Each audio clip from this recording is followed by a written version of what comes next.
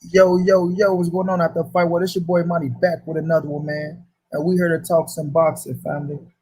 We here to talk some boxing. You feel me? Happy New Year's to everybody out there going into 2021. You understand me? We gonna talk a little boxing, man. Leading up to the fight, January the 2nd with Ryan Garcia versus Luke Campbell. You know, hope everybody having a good day out there. Now we have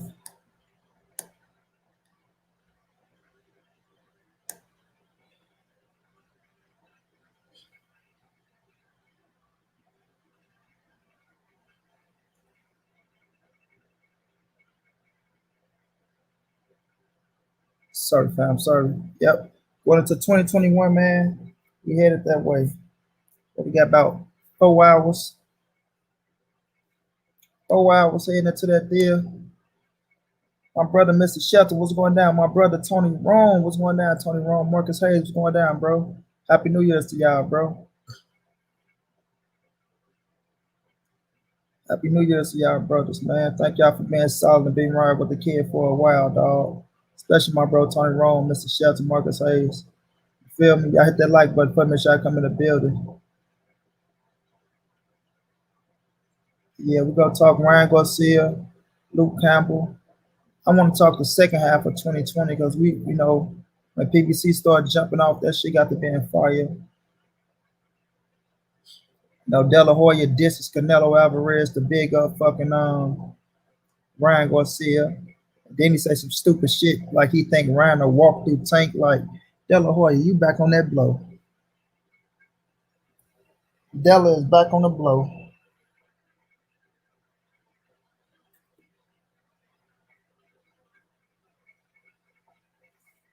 Dela is really back on the blow, family. Yes, sir, my brother Tony Rome. My dog, Eric Bowden, what's going down, fam? Jeffrey, what's going down, Jeff?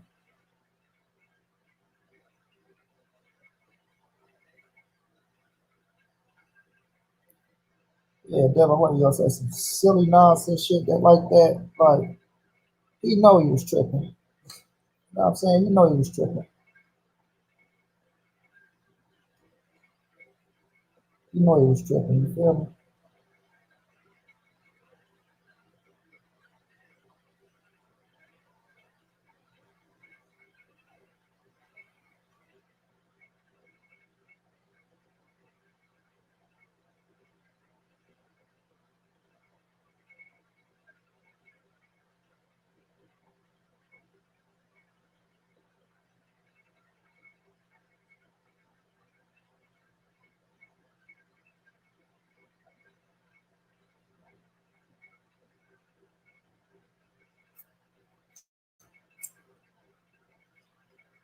My brother Omega Red in the building. Omega, what's going down, big bro? Yeah, that boy know he was tripping though, y'all. Talking about some damn Ryan Garcia will walk through fucking tank. What? What in the what?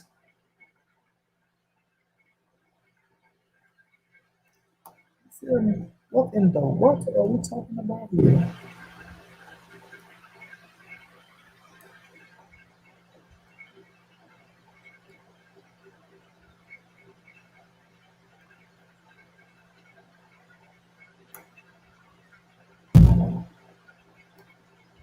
I'm coming, fam. I'm just not a few notifications.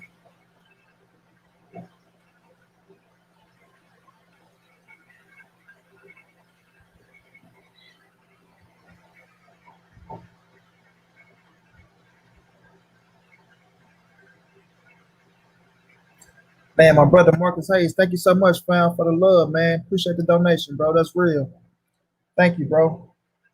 Much love, much appreciated, fam.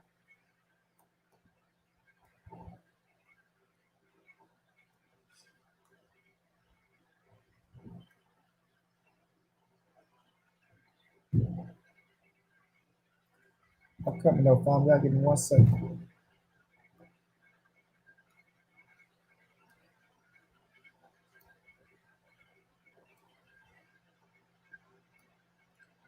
Yes, sir. I appreciate that, fam. For real. Much love, bro.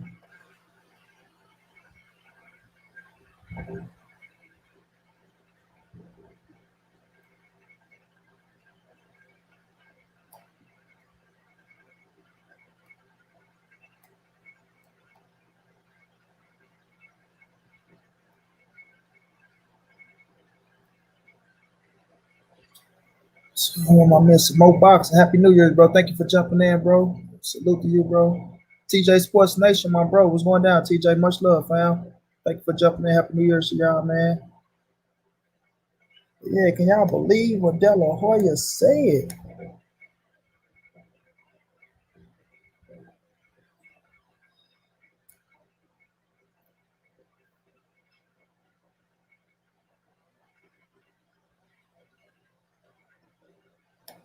Hey, here you go, bro. All facts, er. You got to throw that boy to the wolves early to try to see if he the truth. Ryan is food for tank. Can Ryan control distance? He don't utilize his reach like he should. Listen, I like Ryan, and I ain't gonna throw no salt on him. You feel me? I ain't gonna throw no salt on him. But we gonna find out what he about on Saturday. You know what I mean? But to try to build Ryan, to try to build Ryan up off this Canelo, it ain't gonna work. You can't play that. You ain't gonna be able to play that chord. You know, on one end, he say that he already afraid of losing Ryan because Ryan over there training with Canelo.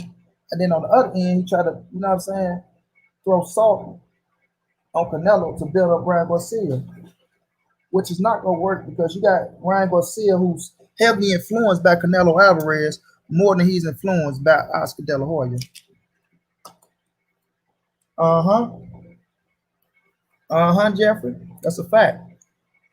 That's a fact. And it ain't even that he gotta take him, bro. It ain't even that he gotta take him. But just, you know what I'm saying, open his eyes up to the bullshit. Open his eyes up to the bullshit, bro.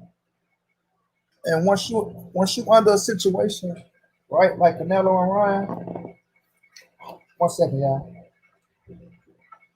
Once you under some shit like that with Canelo and Ryan,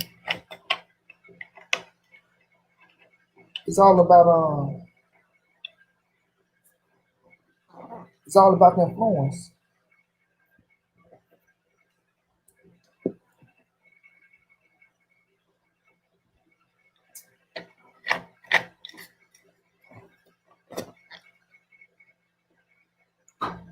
It's all about the influence, bro. And I'm quite sure Canelo got more influence over Ryan Garcia than Oscar De La Hoya. You know,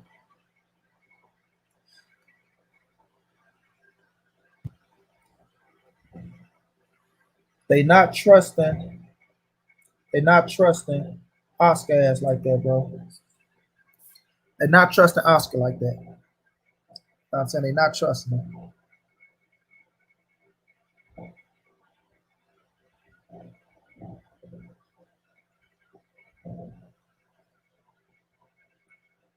But let's cook on it though, pal. We all know Oscar came out, right? Hold on, give me one minute, fam. 1 minute, y'all. I want to get it straight.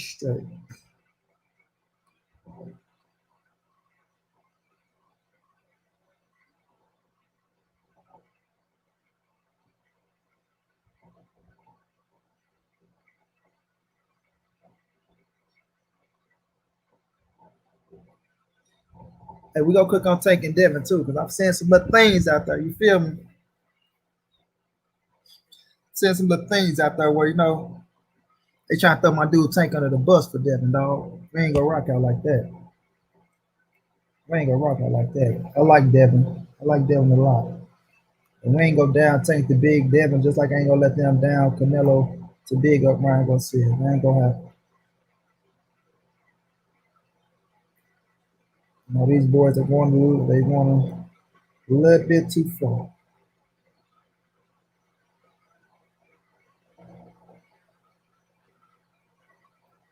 MJ's total health was going down, bro.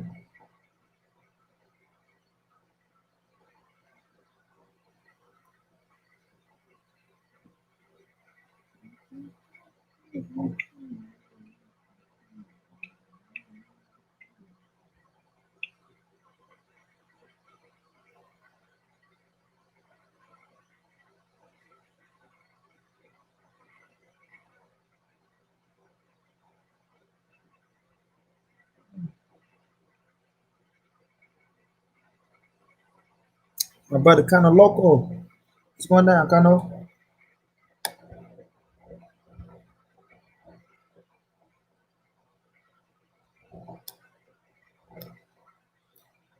But yeah, y'all, let's talk about Oscar De La Hoya, motherfucking ass dog. This motherfucker, you know, he come out and they ask him, right? We're gonna get on him to Canelo first. Because we know he got a problem with Canelo now. The Canelo left Golden Boy and shit. You know what I mean? But you gotta blame yourself, Oscar. You gotta blame yourself, right? So they ask him, how do you feel now that Canelo is not on Golden Boy, right? So he goes to, I feel like we can maintain without having Canelo on Golden Boy. I feel like we can live. But he say that he got young up and coming fighters like Ryan Garcia, Jaime McGill, and Virgil Ortiz, right? And I don't knock them. Jaime McGill, Virgil Ortiz, and Ryan Garcia. They some nice up and coming prospects, bro. Nice up and coming, right? Jaime McGill was a world champion, but after he beat my dude Saddam Ali for the strap, what has he done since? Right? He never unified. You never let him fight no top guy at 154. You feel me? You didn't want him to fight Jamel Charlo, sorry. No Tony Harrison, no Erson Lube. He fought no big names at 154 at all. You feel me? To see if he was the real deal to solidify himself at 154. Yes, he became a world champion, but you didn't put him up against no hungry lions at 5'4". Then you take him to 60. You still haven't fought a hungry lion yet. See what I'm saying? So yeah, you got a Jaime McGill that we know that can get hit 1,001 times every time he fight a motherfucker. He ain't got no defense. You know what I'm saying? He don't have no defense. So okay, Jaime McGill, good dog, but I feel like once you put him up against a real hungry lion, his ass will be done with. You feel me? You got Ryan Garcia, who I like. Ryan Garcia got a big fan base. He got a following. But here go his biggest test up against Luke Campbell. So we gonna see if he the real deal or not up against Luke Campbell. You know what I'm saying? And then Virgil Ortiz, who looked promising, but he haven't fought no real killer yet neither. But I do like Virgil. He been knocking out that goddamn body, but he haven't fought nobody yet. Haven't fought nobody yet. So you can look at those three prospects, and even though Ryan Garcia is Ryan Garcia with the fan base, he don't got the buzz of Canelo Alvarez, bro. He don't have a buzz of Canelo Alvarez when Canelo Alvarez was young. You feel me? Canelo fought Mayweather at 23. 23, bro. You know what I mean? Now, credit, Canelo built his career over in Mexico, knocking out motherfuckers left to right, right to left, up and down and up. You know what I mean? But when we look at the whole situation, Ryan Garcia, he ain't been doing shit like Canelo, dog. He ain't been doing nothing like Canelo, dog. You feel me? It's gonna take a while for that boy to get to a Canelo status. Andrew Charles is going down, fam. What's going down? What's going down? You know what I mean? He gonna have to do some spectacular shit to get to Canelo status, bro. You know what I mean? He got the fighters there to make him somebody. He got the fighters to make him somebody. But that boy is not going to be no Canelo. Hold on, y'all.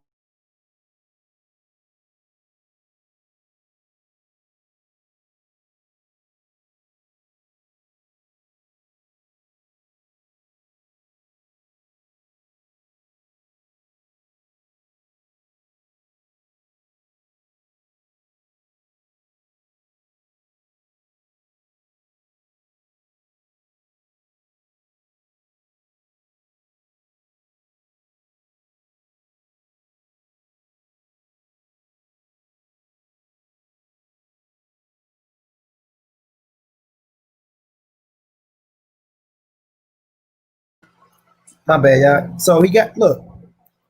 The boy got. I mean, he got the fighters there to make him somebody, right? My bad, y'all. Mike Ryan's going down, bro. Daniel Nix is going down, bro.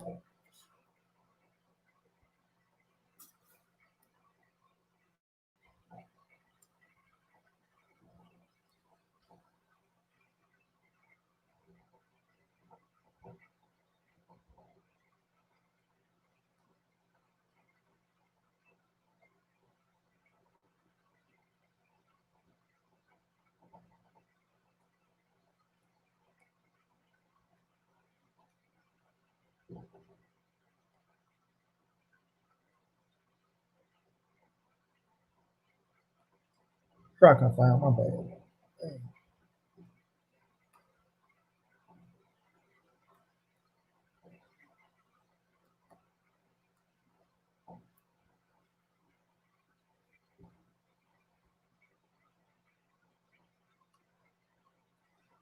Yeah, now he got the fighters to make him somebody, but he not fit to be no goddamn Canelo Alvarez, dog. You feel me? I like Ryan Garcia. I'm talking about for the skill set, the fighting style. So when De La Hoya try to come out and say, "Oh man, you know we can live without Canelo," Ryan Garcia has the potential to overdo everything Canelo has done. Like, man, are you crazy, dog? Are you crazy? You feel me? Are you crazy? I like Ryan Garcia, but Ryan Garcia, like, I'm gonna be real with y'all, man. I ain't gonna say that he can't eclipse something of what Canelo done, but man, let's be real, dog. Let's be real. Canelo holds the fucking pay-per-view record, dog. Him and Floyd Mayweather holds pay-per-view records. Just like you, De La Hoya and Mayweather hold pay-per-view records, Canelo and Mayweather hold pay-per-view records. They outdid Joe fucking pay-per-view records, bro. They outdid Joe pay-per-view records, Oscar De La Hoya. So what fighters out there that you can put against Oscar? I mean, that you can put against Ryan Garcia that can outdo Mayweather and Canelo pay-per-view records? Since he can eclipse everything that man done. You feel me? Since he can eclipse everything that man done, you need to show me what fighter you can put in there that's gonna break that record in these day and ages. My man said Canelo just bought the most famous soccer team of Mexico, $250,000. It's all over the news in Mexico. I know it doesn't have anything to do with boxing. I just want you guys to no, it really does, Francisco Gomez. It does. Because that's what I'm saying. When he say he go outdo shit that Canelo, he can't when Canelo buying soccer teams and shit, like come on, bro. That stands for something. It does got to do with boxing because Canelo got rich off of boxing. You feel me? So it's just like De La Hoya, man. He jealous right now, dog. He jealous. And like I say, people don't give Richard Schaefer enough credit for help building Golden Boy. People don't give Richard Schaefer enough credit for help building Golden Boy. You know what I'm saying? Richard Schaefer was putting the big deals together. The big deals. You feel me? And a lot of people want to say, "Oh, you know, he hated on him and all this. He hated on Oscar De La Hoya. He took all of the fighters from De La Hoya and took them to Al Heyman." Nope, that's not true. Because those fighters was not signed to Golden Boy. They were just under contract. You know what I'm saying? No, let me take that back. Not under contract. It was a contract for TV deals, but they was never signed to Golden Boy. They used the promotional company to get back with a few things because we all know what Al was doing until he came out with the PBC. You know what I'm saying? So miss me with that bullshit. Richard Schaefer was solid as they come. He looked out for De La Hoya when De La Hoya was going through his situation. You know what I'm saying? Trying to get clean and all that shit. Richard Schaefer was there to build up Golden Boy, dog. He's not getting enough credit. He's not getting enough credit. You feel me? So now, Oscar, you want to come out and say, I don't know what it was for Canelo to leave. Like, you don't know what happened, why Canelo left Golden Boy. We did everything to make him the biggest star. Like, come on, stop it, dog. Stop it. Stop it.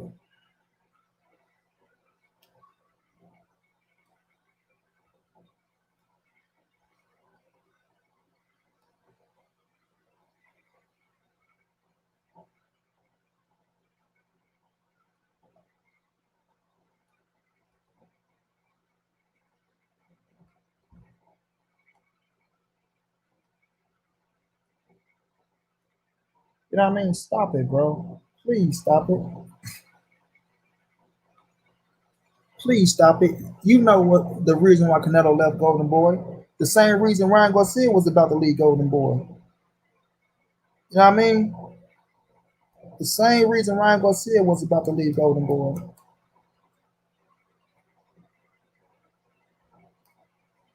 Because he was fucking up on them contracts, dog. He was fucking up on them contracts. And I believe Canelo contract probably been up. He just didn't have his lawyer looking at certain shit And when he had his lawyer sit down and they went over the contracts, he found a whole lot of shit. You know what I mean? That was straight bullshit. He found a whole lot of bullshit in them contracts, and your ass couldn't answer for it. You couldn't answer for it.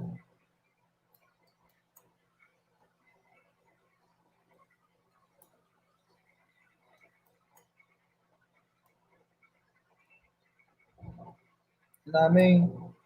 But he want to come out and make it as is. Oh, Canelo is the reason he left Golden Boy. He don't know why the man left and things of that nature. Like, stop it, Oscar De La Hoya. Please stop it. Cause your ass better hope Ryan Garcia and Jaime Munguia and Virgil Ortiz stick with your ass. That's what you better hope. You feel me? That's what you better hope for. Cause I know for a fact, bro. I know for a fact it wasn't Canelo fault. Well, I ain't gonna say I know for a fact. I just got a nice fucking hunch that it's not Canelo fault. The reason why he left Golden Boy. You know, Oscar, you ain't doing good business. You learn from Bob Byrne. We all know Bob Byrne is a scandalous, petty motherfucker. We all know them contracts that he whip up is some bullshit. We know that we put that's in the contract. This the main thing that Bob Byrne put in this contract that Oscar De La Hoya now try to mimic and that they try to replicate. If they take you, okay, if you sign a 3-year deal with them, let's just say a 4-year deal, and in that 4 years, they promise to make you a fucking world champion. And if you become a world champion, like Mikey Garcia say, you're obligated to sign an extra 2 years on the contract. So if they take you to be a world champion, and if the deal was for 4 years, it automatically turn into 6 years. You feel me? So let's miss us with the bullshit, dog. Miss us with the bullshit. You know, all we gotta do is go listen to Mikey Garcia explain to Bob Earn the way he had his contract set up, dog. And you will see that it's a whole lot of bullshit that's going down in them contracts. There's a lot of people get on Canelo, but he did fight a lot of great fighters. He got some gifts, decisions, but he's not like Crawford. He take chances, so I guess he feels it's time to chill. I ain't even talking about the fights. I'm talking about Forrest him and Oscar De La Hoya situation, bro. Him and Oscar De La Hoya situation. And Oscar now trying to shit on Canelo to big up Ryan Garcia. And I like Ryan Garcia. This ain't nothing to turn Ryan and Oscar against each other, but that's what Canelo, I mean, that's what Oscar De La Hoya trying to do. He trying to pull some of that punch shit. You know what I'm saying? He trying to turn motherfucking Mexican against Mexican around this motherfucker. Like Punch trying to turn the Latinos against the blacks. You feel me? But the thing is, Oscar, he ain't got no real solid proof, you know, to down a motherfucker when he the one doing all the bullshit. You know, he the one doing all the bullshit. So now that Canelo has left his ass, you know, just like Bob Ehrman and Pacquiao, or Bob Ehrman Mayweather, or Bob Ehrman Mikey, or even Bob Ehrman Oscar De La Hoya. You know, they say so much good shit about you while you on a promotional company, but as soon as you leave, no matter how much money you made them motherfuckers, as soon as you leave, they go down your ass. You know what I mean? They go down your ass and treat you like you ain't shit. You feel me? Treat you like you ain't shit, dog.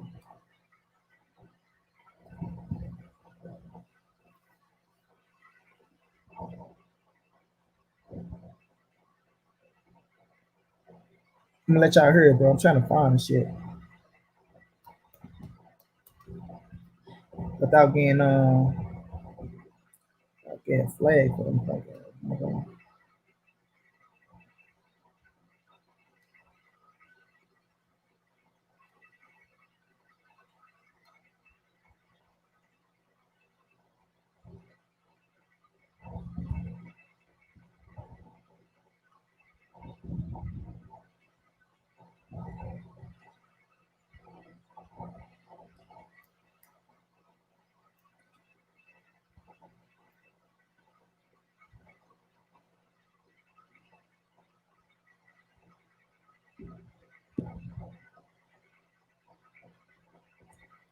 Man, I behave when I'm trying to look for something, bro. You can't find it. All right, I got it, y'all. Let me find it. I don't want to go through this. These people whole of shit. They may be trying to. No, knock his shit off. Hold up, man.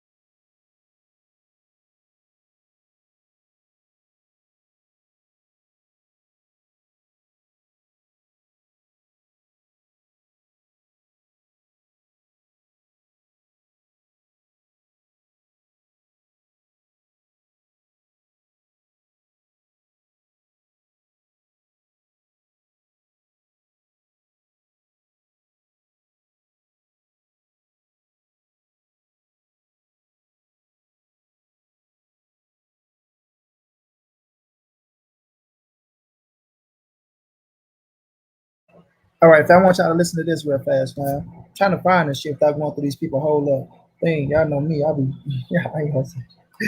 Not having Canelo Alvarez on our roster, it's something that we can live with and move on. But Ryan has the opportunity to be the biggest star in boxing,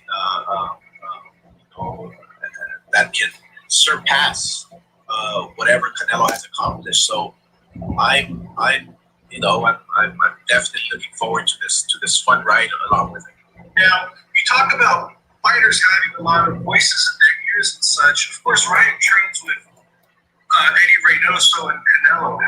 Are you worried at all that this new relationship dynamic and I guess love triangle might be difficult to navigate moving forward, considering where Canelo is in his career? Well, I mean, it is.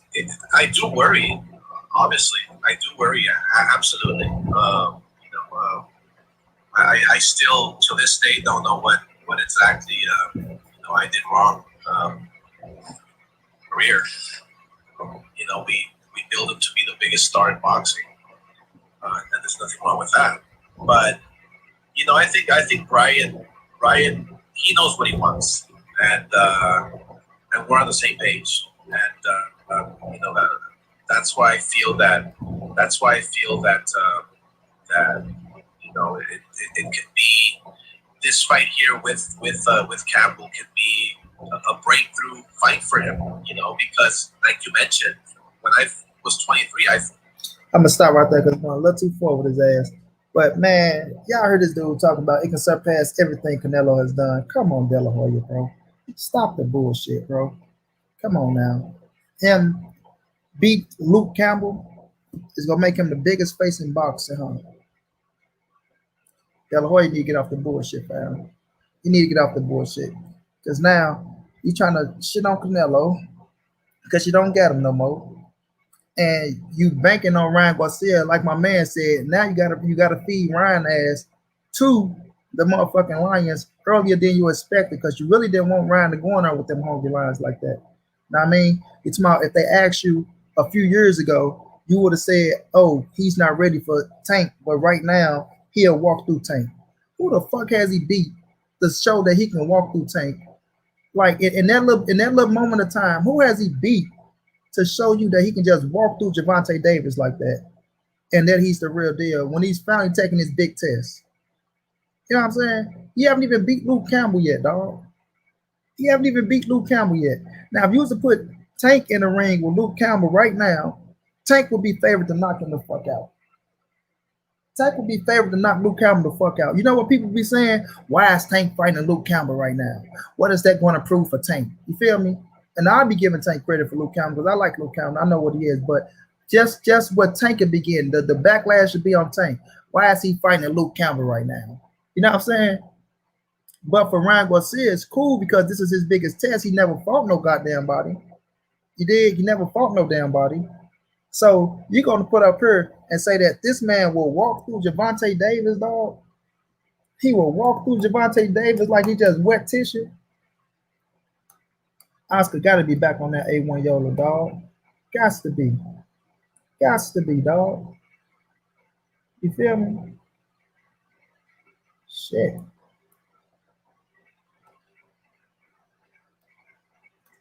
Gots to be, family. I think Ryan Garcia walks through the Tank.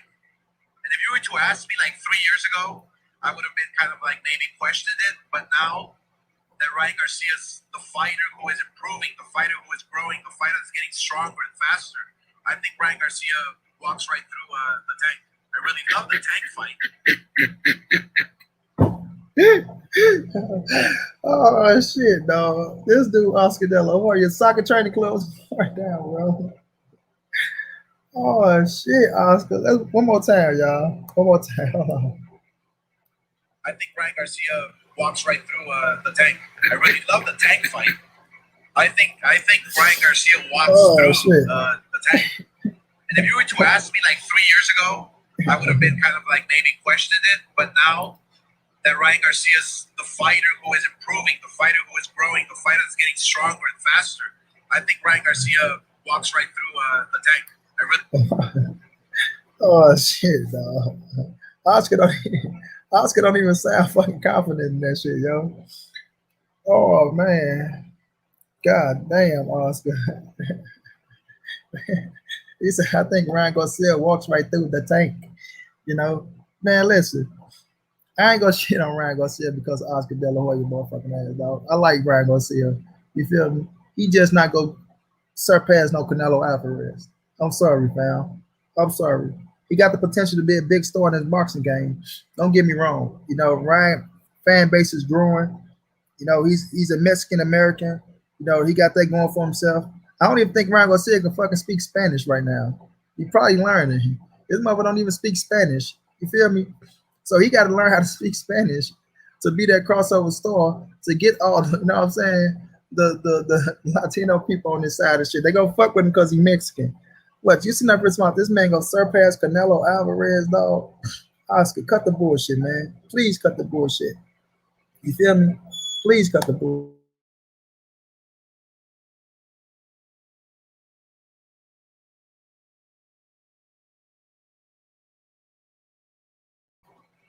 You know, please cut the bullshit out, dog. Go to the kitchen, get the sharpest knife, and cut all the bullshit out, bro. You know, like I say, Ryan got his biggest test coming up. It's good to put the spotlight on him because he got his biggest test coming up. My brother, Focus Balls going down, Focus. Salute to you too, champ. Happy New Year's, my brother. Look, Ryan got his biggest fight coming up. So I understand the promotion, you know what I'm saying? Put all the spotlight on Ryan. Say all the good shit about Ryan. You know, Ryan gonna be bigger than Canelo. Ryan can walk through the tank. You know, Ryan can just walk through the tank. You know, that motherfucker didn't even sound confident, bro. But Ryan haven't even beat fucking Luke Campbell yet, bro. He haven't beat him. So if Ryan go out here and lose to Luke Campbell, Oscar, then what, bro? What happened to Ryan walking through the thing? You feel me?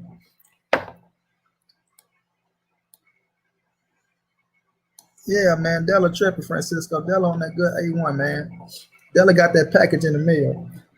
But man, listen, I like Ryan Garcia, dog. I like him. I can't wait to see this fight against Luke Campbell. Like I say, I thought we was gonna lose this fight when I heard, I think it was Luke caught COVID, if I'm not mistaken. But I'm happy it came back to fruition. January the 2nd, to give Ryan his spotlight because I think he was trying to go heads up with Canelo or some shit like that. You feel me? Which was gonna be a bad fucking idea, first of all, especially with Canelo coming back to the zone. So this fight coming back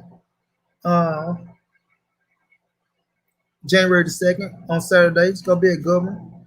You know what I mean? Everybody gonna enjoy they New Year's tonight at 12 o'clock. You feel me? People going out enjoy, go get past, the January the 1st, get to the 2nd, and then we go see what's going down. You feel me? Because Oscar said Ryan is gonna walk through the thing. You feel me? Go walk through the thing. But it's all bullshit, man. And I hate to see that type of shit though, bro. You know what I'm saying? If you lost out on the fighter, bro, you lost out on the fighter. Not just the fighter, you lost out on the hottest fucking fighter in the game. One of the hottest, you feel me? Because of your shit. You know what I mean? Take responsibility, Oscar De La Hoya. Because of your shit, you lost Canelo Alvarez, homie. And you don't know how to, keep it real and tell the people you fucked up. And don't blame Canelo. Don't blame Richard Schaefer. What's my man's name now? I need to know my man's name now, dog. I don't think I know his last name is Gomez.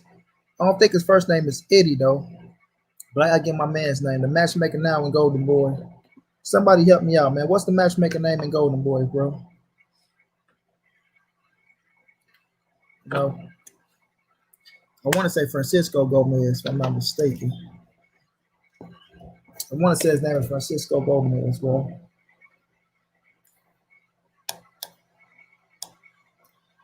Mike, do you think elite fighters will sign a 4-fight deal with the chances to option out and see how things go like NBA players?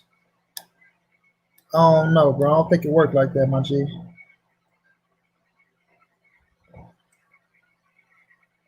I don't think it worked like that, there. I think the way them fucking fighters contracts set up, bro. Somewhere around, they be trying to, depending on where you at in your career, but they ain't doing no option out deals. It ain't gonna be no option out deals. It ain't none of that type of shit. If it's a 4-fight, if it's a contract for a 4-fight deal, the promoter gonna want all 4 fights. You know what I'm saying? Especially if he building your ass up and you become something big. You know what I mean? If you become something big, he damn sure gonna want all 4 fights. Otherwise, he'd be fucking himself.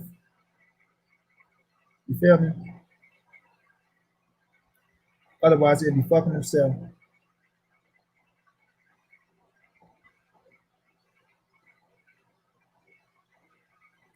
You know what I'm saying? It's just like if I'm somebody you want to sign, and you come sign me, and just say in the 3rd fight you make me a world champion. You make me a world champion in the 3rd fight. If I got an option out deal, I'm like, you know what? If I don't like what I'm seeing from this motherfucker, I'm out of here with the title. You feel me? And you looking like, hold on, motherfucker, that's the biggest payday after that. So nah, you ain't taking your ass nowhere. So yeah, you ain't gonna be able to option out no contracts in the fight game. No, that ain't how they rocking. No. Thunder's Gotti, what's going down, bro? My brother Tank in the building. Tank said, I rock with Ryan Garcia. I'm glad that he's finally getting the step up in tough competition that he's been asking for. We'll see how he responds to it on fight night. Win, lose, or draw, I rock with Ryan. I'm a fan of Ryan Garcia. I like him. I ride for him, Tank. You know what I'm saying? I ride for him. But I'm not going to let Canelo I'm not going to let Oscar De La Hoya try to down Canelo to big him up. And I'm not going to let him make me hate Ryan Garcia for doing that stupid shit. But I still got to make the valid points. Ryan hasn't done anything yet in the sport, you know what I'm saying, to get to even Canelo at 23 was fighting Floyd Mayweather. Floyd Mayweather at 23 years of age. You know what I'm saying? So it's like, what can Ryan do that Canelo hasn't done? But the question is, what fighters are out there to fight Ryan Garcia that can break a Mayweather and Canelo pay-per-view record? You know, and I look out there and I don't see any.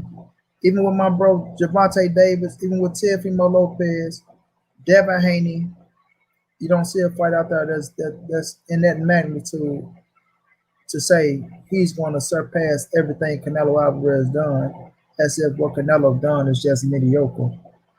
You know what I'm saying? Like Canelo then build a fucking legacy for himself.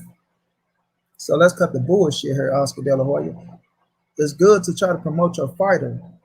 It's good to promote them and to try to big them up, but you got to speak the facts too. You got to speak the facts. You know, you don't have no fighter out there that can surpass Canelo and Floyd Mayweather pay-per-view records. And if that's the case, then how can he surpass everything that Canelo done if he can't break a Canelo record? Just my opinion. Just my opinion. You know what I'm saying? Maybe De La Hoya thinks Ryan is belling out and he wants a big paycheck before he jams thoughts. Ryan ain't going nowhere. They locked in under contract.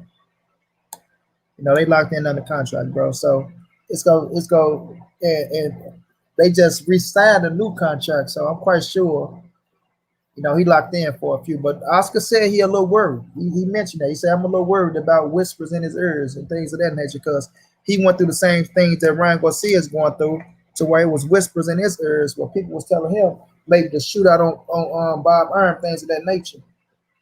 You know what I'm saying? Or De La Hoya said that Ryan Garcia would surpass, he got the potential to surpass everything Canelo done.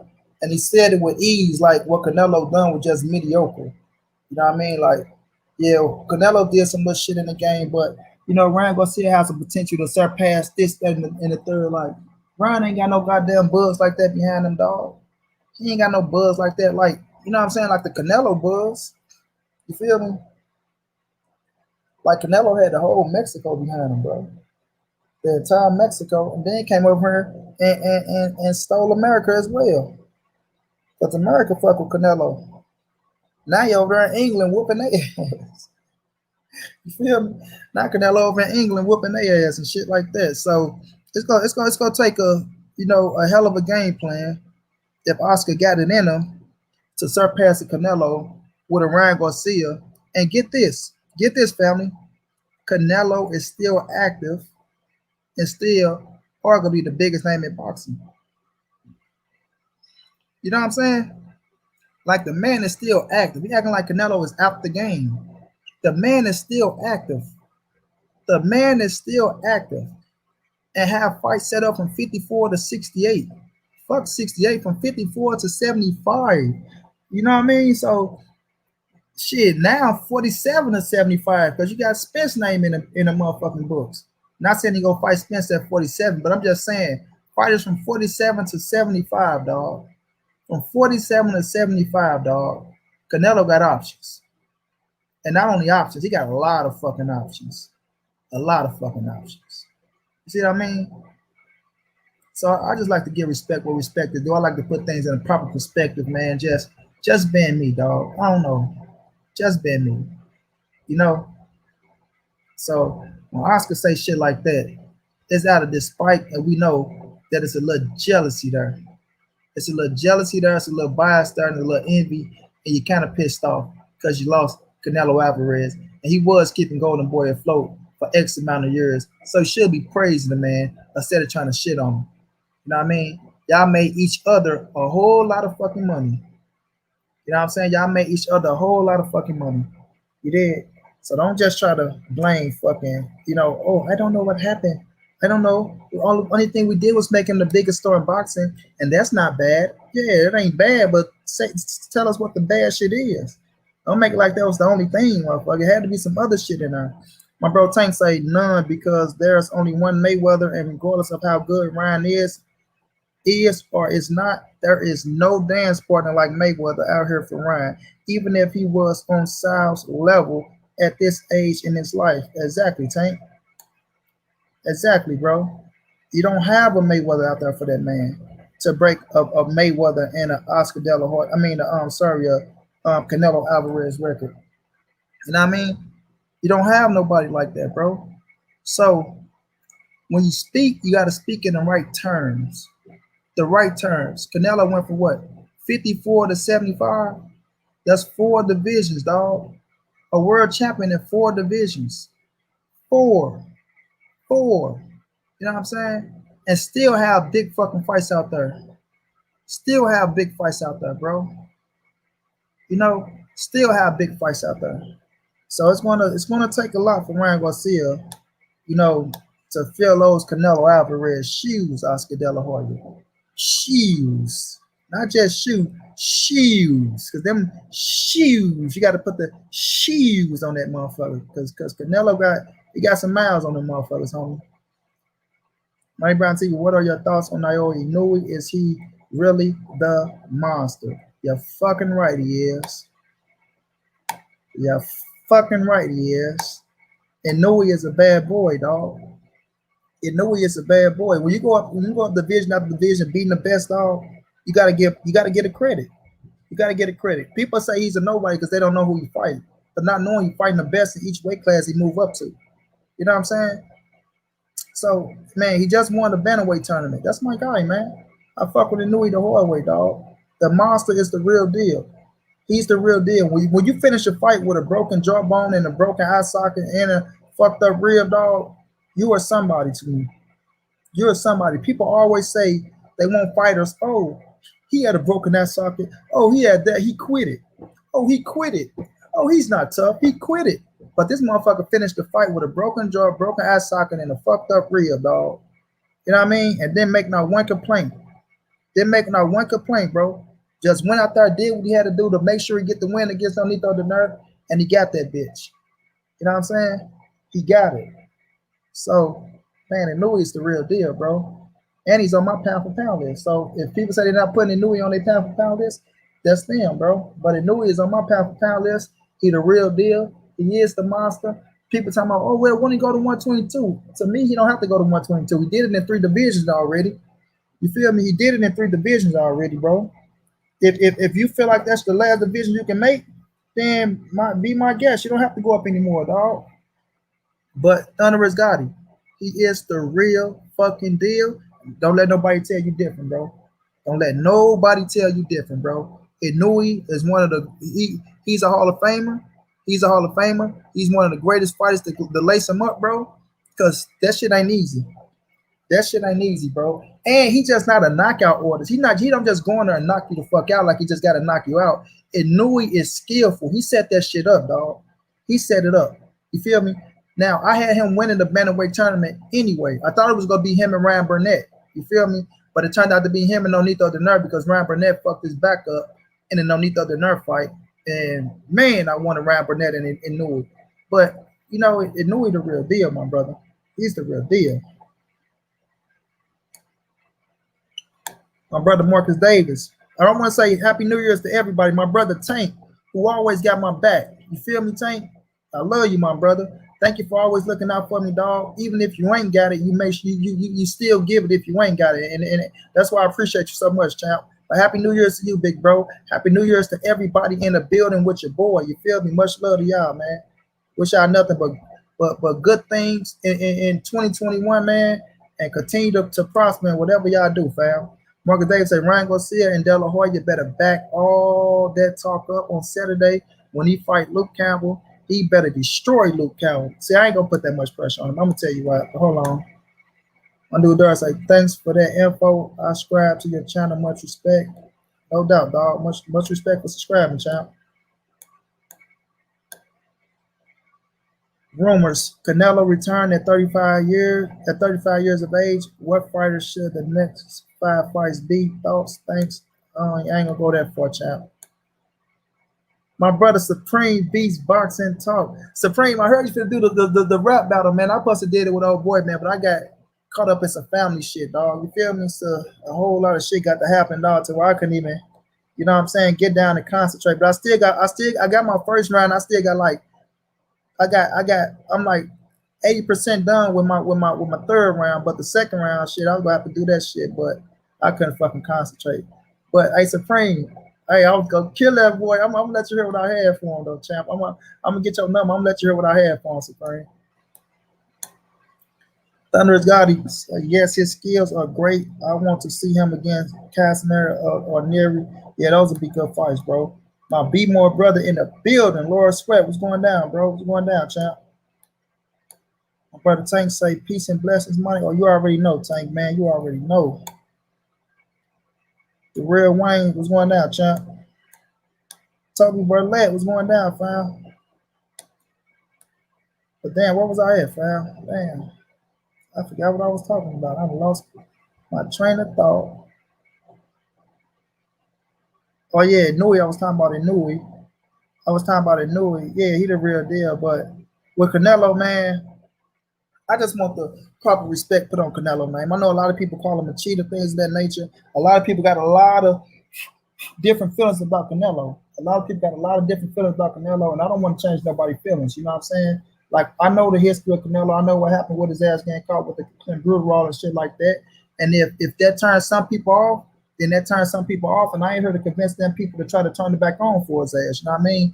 But I'm gonna give him the respect that he deserved from me. You know what I'm saying? Like, yes, I do fault him for that congrural shit. But what he done after that, he came back and continued to win after that. So to me, I'm not gonna take away from the skill set. Because he came right back and beat Triple G even worse than he did in the first time. You know what I mean? So at the end of the day, he's still a bad boy. But we got a lot of other people that got caught on other things. And I ain't gonna even go that far. But Dela Hoya, like my man say, Saturday is coming. You know, you put a lot of pressure on Ryan Garcia. Oh, that's what I wanted to say.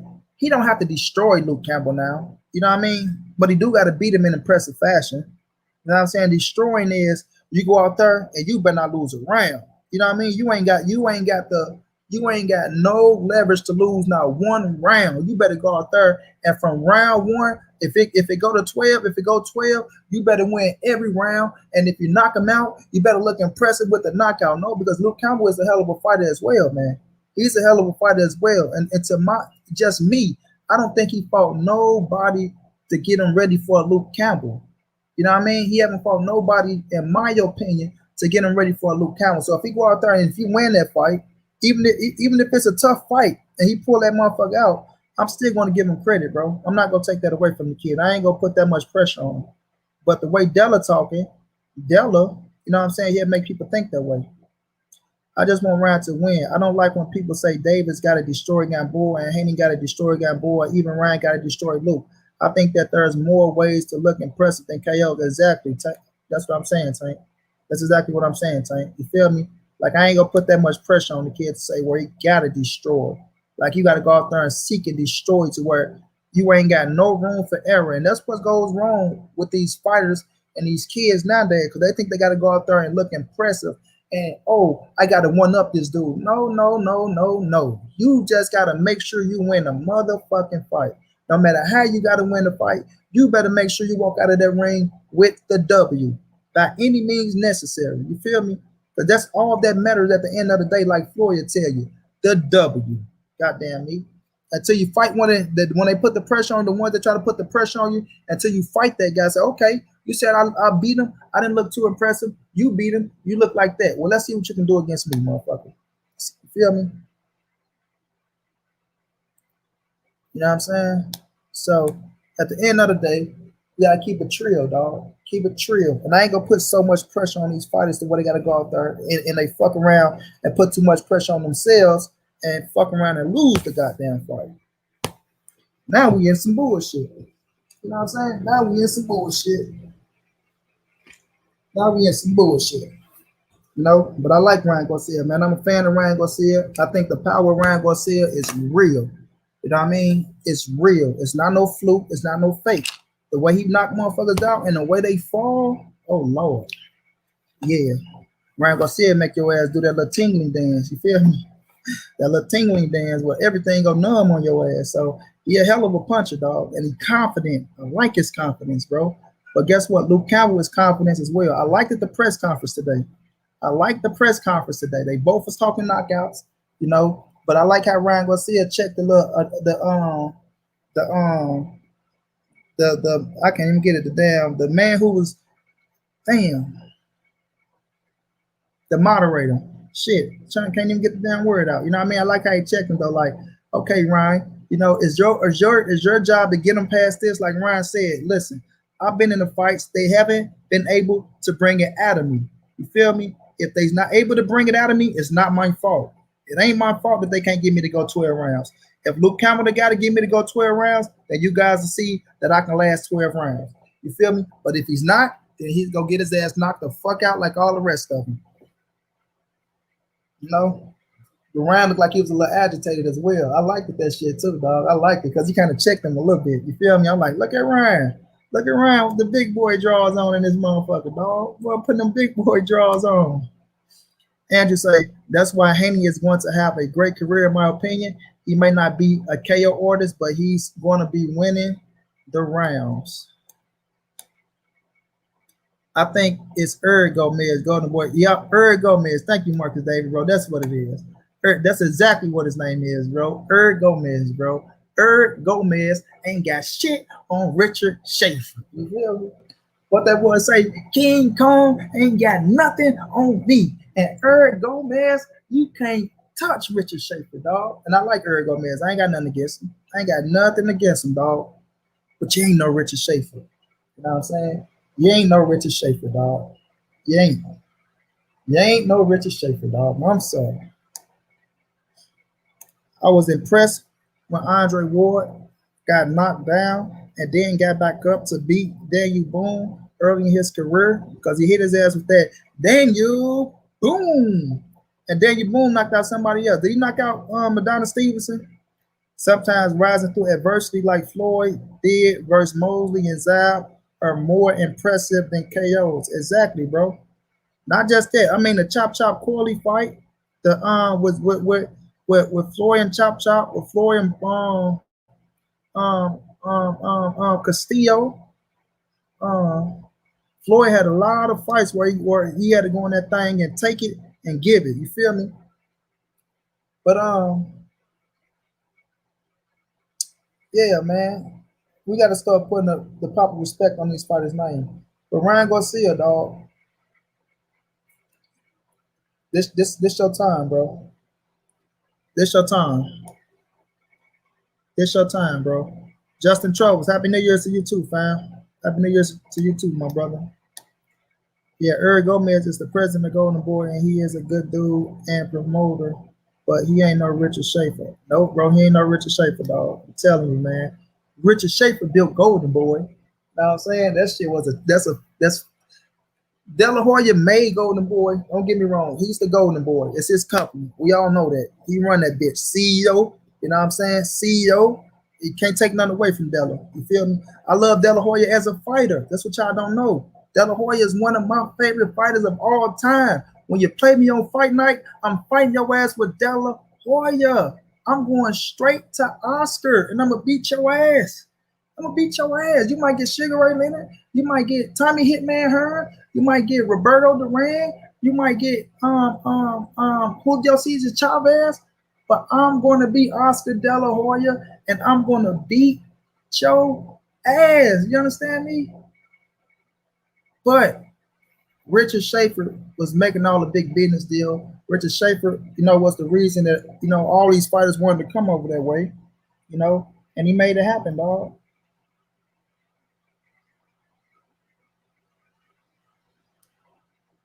He made it happen. He made it happen. You feel me? He made it happen, dog.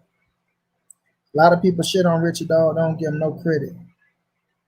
Don't give him no credit. You know, Rainstar Promotion is real. Mikey Garcia went and rocked out with Richard Schaefer for a reason. Mikey Garcia went and rocked out with Richard Schaefer for a reason, family. Floyd versus Madonna 1 was a gut check for Floyd too. I had Floyd winning that easy, sweet, my brother Tank, but Madonna just made it tough because he was fighting that dirty ass fight. You know, and it was a rough and tough fight. I don't take nothing away from him. But if you sit down with me, Tank, if we watch that fight, you will see that Floyd really won that fight easy. It was an easy fight to call. If you sit down and watch it, punch for punch, and look how Floyd did him, bro, you'll be like, okay, Madonna made it rough and tough and made it just like Sean Porter did with Earl. Earl won that fight 8-4. But to some people, I asked that, be like, oh, Earl squeaked by. He barely won. But when you really sit down and watch it, you'll be like, okay, Sean missed a lot. Madonna missed a lot. Floyd made him miss and pay a lot. But Madonna was just on his ass, you know what I'm saying, with the headbutts and a knee in and the elbows and all that dirty shit to where he made it entertaining. That's what I'm going to say. They made it entertaining and made a lot of oohs and ahs go. But he didn't, you know, it wasn't really hard at all. And I had this same, me and my brother Love One I Hate One, we was going back and forth on that shit. And I had put a poll up on Instagram and said, was it tough? A lot of people said they thought it was tough. But then me and Love One, we went back and watched it. We said, okay, I see what you're saying now, Monty. I see what you're saying, bro. You feel me? But it was very entertaining. Very entertaining.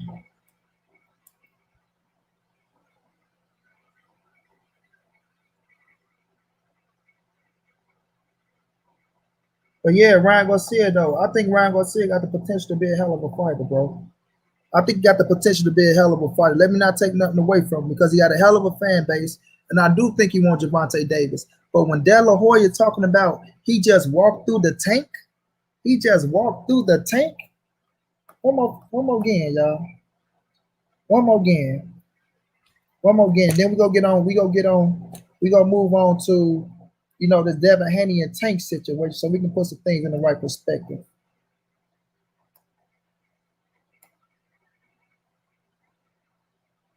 So we can put some things in the right perspective with this Devin Haney and this Tank situation. Because I got a few brothers that was trying to get up on me today. You know what I mean? They wanted to crack a few jokes today. You know? But y'all know Monty coming to put things in the right perspective. I think Ryan Garcia walks through the tank. The tank. And if you were to ask me like 3 years ago, I would have been kind of like maybe questioned it. But now that Ryan Garcia is the fighter who is improving, the fighter who is growing, the fighter that's getting stronger and faster, I think Ryan Garcia walks right through the tank. I think Ryan Garcia walks right through the tank. He walks right through the tank. Like, boy, whatever walk right through a tank. Show me something that walked right through a tank. You feel me? Now, Tank and Ryan can be a hell of a fight. Can be a hell of a fight, bro. A hell of a fight. And when I tell y'all that if Ryan Garcia knock out Luke Campbell, if Ryan Garcia knock out Luke Campbell, I'm gonna put more and more respect on Ryan Garcia now because first of all, like I said, I do think Ryan Garcia power is real, family. I do think that power is real, and I think he got the power that if he catch your ass on the chin, I don't give a fuck if your name is Tank, Devin, T.O., Loma, whomever else. I do believe Ryan Garcia can drop your ass. You understand me? He's fast, he's quick, he's accurate. You know, and I give Ryan Garcia credit for being accurate because where he hitting these boys at, go look at Ryan Garcia, y'all, and look where Ryan Garcia punch be landing on these boys' chin. He be landing that same punch in the same goddamn spot, in the same spot to where he's accurate. He aimed that motherfucker at the jawbone, right at your jawbone. He know if he catch that jawbone, yeah, and your name used to be Jawbone. He gonna put your ass down. You gonna do the little tingling dance. You feel me? But ain't nobody just walking right through no motherfucking tank. I don't care what your name is. I don't care what your name is, fam. You feel me? I don't care what your name is. You will have to sit your ass down. I know Floyd won the overwhelming majority of the rounds. My point is that facing adversity, whether it be from a cut or having to adjust to an awkward style, okay, to an awkward style for you, that it's impressive to me to win. You feel me? Now, Tank and Ryan Garcia, Big fact. Okay, I get what you're saying, Tank. I get what you're saying. Making those adjustments because he did have to make adjustments against Madonna motherfucking ass, and he had to make a couple adjustments to that motherfucker. Had to adjust and start going to his body to slow his ass down. Had to make his ass miss and pay. Had to play the ropes a little bit. Had to bring his ass back in the middle, keep him in the middle of the ring. Floyd did a whole lot in that Madonna fight. You know what I'm saying? And he made the second one easier. He made the second one easier, bro, which was very, very beautiful, dog. Very, very beautiful. Very, very beautiful. Very beautiful.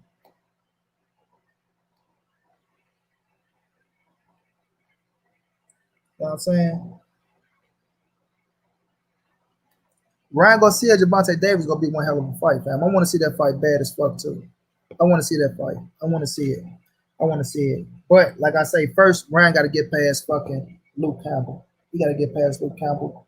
You know, and that's coming up on Saturday. I will be streaming that fight. If y'all don't have nowhere to watch that fight, please follow me on Instagram at Monty_the writer. You know, we stream every fight from the biggest to the smallest. I gotta watch the Ioka fight. Exactly, my brothers. Exactly, Tank. Tank got too much of B more in him. Ain't nobody walking through Tank. That's right. Talk that shit, B more. Talk that shit. Hey, and Laura Sweat, it's that cat that's that cat from B more too, named you know, he a sucker, man. His name Wood State Real TV, bro. You know what I'm saying? Like I ain't had no problems with that dude, bro. I ain't had no problems with him at all, bro. But the dude had to open up his mouth about me. You feel me? Dude had to open up his mouth about me, bro, and say I got the mind of I got the mind of a 5-year-old. You can't argue with me. Oh, I love my Spence. You know what I'm saying? Like a whole lot of bullshit, bro. But can't back that shit up. Because on the simple fact of the shit that I'm saying about Spence and Crawford, right? I said with respect, humility, and with all the honor in the world to get Crawford his just doing his credit, right? So I don't know where these cats begin this shit that Monty Brown hate on Crawford, or Monty Brown saying Crawford fighting bums. That's how I know cats don't listen to me, dog. You know what I'm saying? Terrence Crawford is one of my favorite fucking fighters in the game. One of my favorite fighters in the game. Why the fuck would I shit on Terrence Crawford? I'm not gonna shit on no. One thing I would never do, bro, is shit on one fighter to build up another fighter. Never. Never would I, ever would I try to down another fighter to build up another fighter, bro.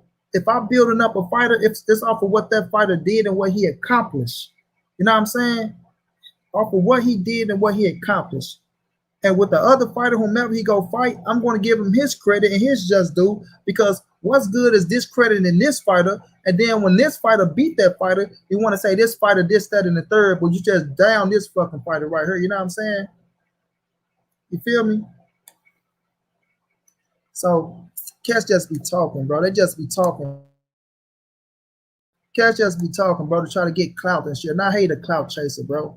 I hate a clout chaser. Somebody that sit up and watch the LDBC every day, all day, waiting to talk shit about them. You know what I'm saying? Building their whole channel off hating off grown men. You sitting up and looking at grown men all day, bro. You know what I'm saying? You watching grown men all day. That says something about you, dog. You watching grown men all day to then go talk shit about them. That says something about you. You know what I mean? That says something about you and what's inside of you, dog. Did catch it up and just, oh man, let's see what they got to say today. And then not only that, take y'all shit and go put it on their channel and diss them. You know what I'm saying? If I say something about somebody, bro, they said something about me first. Or they said some bullshit that I'm going to call them out on and I'm going to point them out on it. And it's going to be some facts to that shit. Not just some facts. It's going to be a whole lot of facts. But yeah, though, man, like, I don't know what's up with these cats, bro. I don't know what be up with these cats, bro. Reach out to a guy that was talking shit at BFTB, Coke Smoking Lane. I don't get what you're saying, my brother. What my brother Marcus Davis say? Happy New Year's to you too, Monty Brown, and salute to you as always, bro. Oh man, Marcus Davis, you already know, bro. Like I said, you've been one of the dudes showing love to me since the beginning, dog. You, John Kramer, My dude G Mays. There's been a few people I'm talking about since the beginning, dog. Been around and ain't changed up yet, dog. Still keep it real with me. Still jump in with me. You know what I'm saying? Fuck with your boy the long way, dog. And I respect and appreciate that always, bro. Always, bro.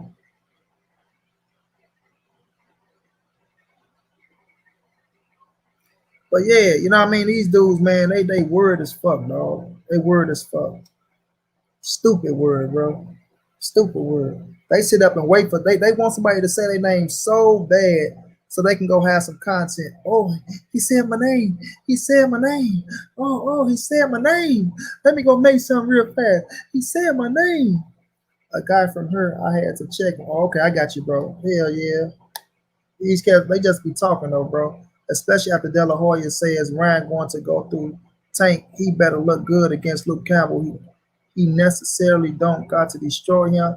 He just got to win and look good. Exactly, bro. They looking to make Ryan Garcia and Tank next. I want that fight, bro.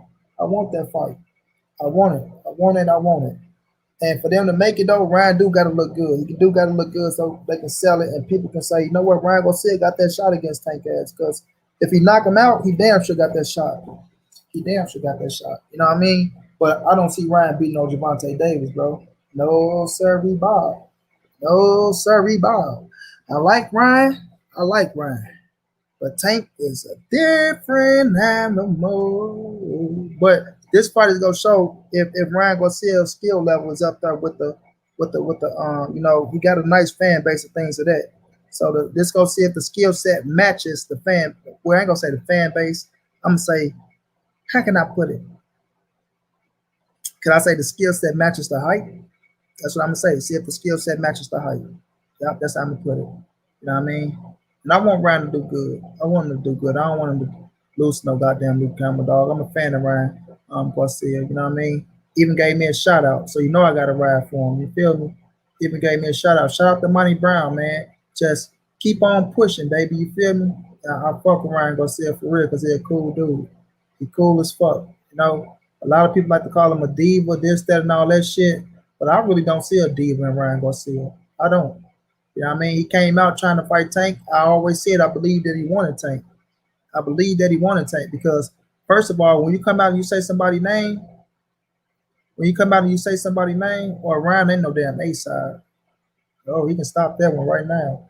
He can stop that. He ain't no A-side. KP from KC5 was going down, my brother. Happy New Year's, champ. You know, when you say somebody's name, bro, and you already got a fan base and a following, it's not clout chasing. I believe you want to fight him. I believe you want to fight him. So I ain't gonna never say that Ryan was clout chasing. You know. But yeah, I don't see Ryan beating Gervonta. But he gonna have a damn good shot if he can go in here and knock this man out. Because one thing about power, it's that motherfucking equalizer.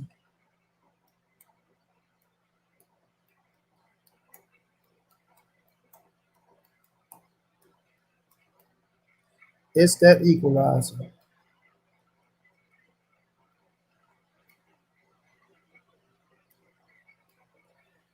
You know, and I don't care who you is, if you get hit on the right spot, you can trinket your ass down to that canvas. You feel me? KP say Garcia got the sauce, that big mama sauce. Garcia seems to have a little Camacho in him. Some like hot tamale, huh? Got a little bit of hot tamale in his ass. He going to stop Luke. That's what my father said. Yeah, Pop said he gonna stop him. Oh shit, gotta go back what Pop say then, dog. We gonna see, champ. We gonna see. You know, but I wanted to see the game plan between both of them. You know what I'm saying? I want to see what game plan Luke Campbell take to try to get around that jab counter hook. You know what I'm saying? Because that's his whole game plan, bro. The jab counter hook. That motherfucker jab get you to reach. Bow, cobra bag your ass. You feel me? Hit your ass like he in that cobra bag. And if he hit your ass like he hit that cobra bag, your ass going night night. Ryan Garcia put pressure. Ryan Garcia put pressure on himself as he should as a fighter. You got to be confident, believe in yourself, like you said, Monty. You just got to win. Yes, sir. Ryan is a Cali dude who is confident and he's actually willing to lose his O in the quest to be great. Ryan could just go with the flow and say it's up to my promoter after every fight, but he ain't. That's big facts, sweet. That's big facts. You hear me? Big facts. And like he want the tank fight, bro. He been calling for that tank fight for a while, dog. Y'all remember they was talking about fighting, then they was talking about sparring. Then I'm gonna call him man Oscar Deli. Oscar Dela ass was the one holding that fight up. He was the one saying, "No, Ryan is not ready yet. No, no, no, he's not ready. He's not ready. Oh, no, no, no, no, no, no, senorita. No, no, no, Padre. I'm not putting him in that ring. No, no." But now, since Canelo is gone, and Ryan getting older, and Ryan telling his ass, I need these big fights, motherfucker. I'm tired of them talking this shit about me. I want to show that I'm in that same category as them motherfuckers. I believe in my skill set. If I lose, I lose. But you gonna give me the big fight, bitch. I'm the fighter. You the promoter. Go out there and give me that fight, Herbert. Well, Ali tell Herbert. Now you gonna make that fight happen, Herbert. You know what I'm saying? So we go see, dog. We go see, dog, because it's some bullshit. But let's talk about this, fam. Switch gears a little bit. But no doubt, we got that Ryan Garcia and that Luke Campbell. That's bringing in the New Year's, fam. That's bringing in the New Year's, and I'm talking about that in 2021. But that's bringing in the New Year's, and it's a big fight. So hopefully, our 2021 be nothing but big fights, nothing but big fights, nothing but glorious fights that we all enjoy. You feel me? And that we can be proud of boxing. Because I'm tired of hearing people talking about the UFC is doing better than boxing. Oh, the UFC is outshining boxing. That's why the UFC is winning. Yeah, the UFC got to put on the motherfucking pay-per-view every goddamn week. You know what I'm saying? So I'm a boxing man. I'm sticking to boxing. I don't watch UFC. Not like that. You know what I'm saying? I catch a fight here and there if it's a name that I really like. But I don't watch the goddamn UFC like that, dog. I'm a boxing man, dog. You feel me? I'm a boxing man. I love my boxing. You know what I'm saying? I love my boxing. So,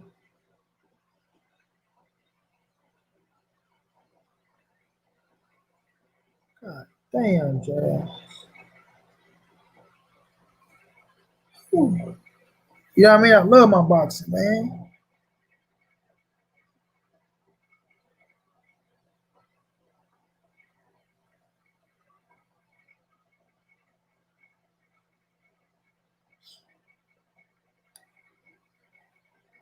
So we're gonna see how it turned out in 2021. But let's talk about this Devin Haney and Gervonta Davis situation, family.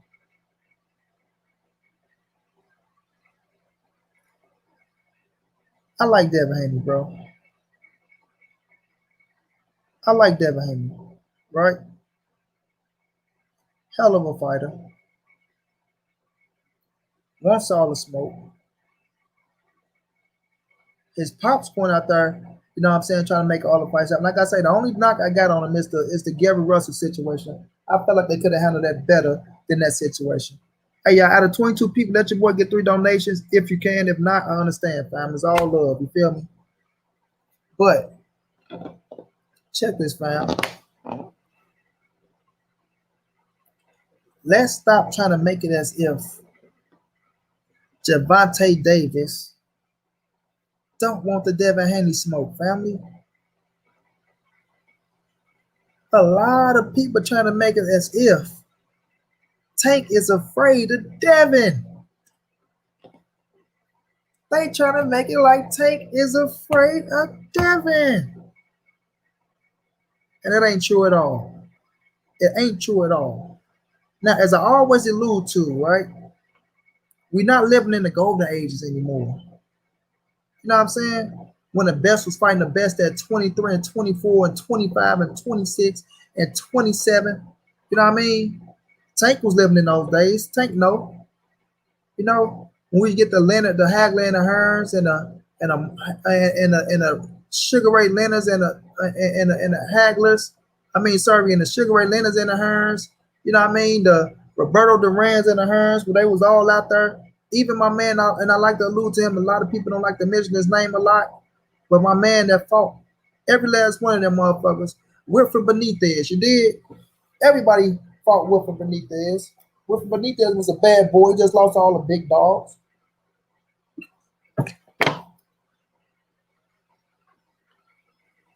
But we living in the business era. We living in the business era, family. So everything is about business right now. You know, everything is about business right now.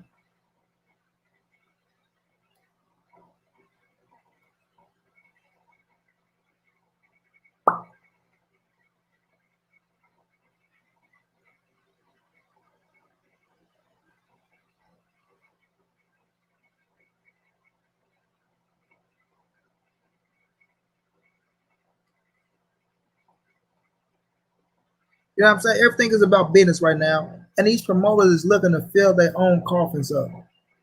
You know, they looking to fill their own coffins up. So of course, if they got a fighter as like a Gervonta Davis with a Floyd Mayweather, and what Floyd and them doing for Tank is making him one of the biggest stars in boxing. And Tank just came off his first pay-per-view, 200,000+, right? And they looking to line you up with Ryan Garcia next, because you know if Ryan Garcia knock out Luke Campbell, him and Ryan Garcia is going to be one of the biggest fights in boxing, right? I mean, just take Bob Arum for a chance, right? Bob Arum came out and told Bill Haney, your son is a hell of a fighter. We respect your son. We like your son. But your son got to get known more. You know what I mean? He's not as big of a name as Teofimo Lopez and Ryan Garcia and Gervonta Davis for star power, because Devin is a world champion. Don't get me wrong. Us in the boxing game, we all know that fucking Devin Haney is a bad boy. You feel me? Ben B, what's going down, my brother? Fuck no, Floyd got some other shit they doing with Tank right now. Devin father just trying to get some quick cash out. But you know, so damn what I was just saying. Damn. Yeah, they make a Tank a star, right? So, oh yeah, he told Bill Haney, look, we look with Teofimo Lopez, we looking to put Teofimo Lopez now with Gervonta Davis or Ryan Garcia next. Because their names are bigger than your son's name. It's gonna make more money.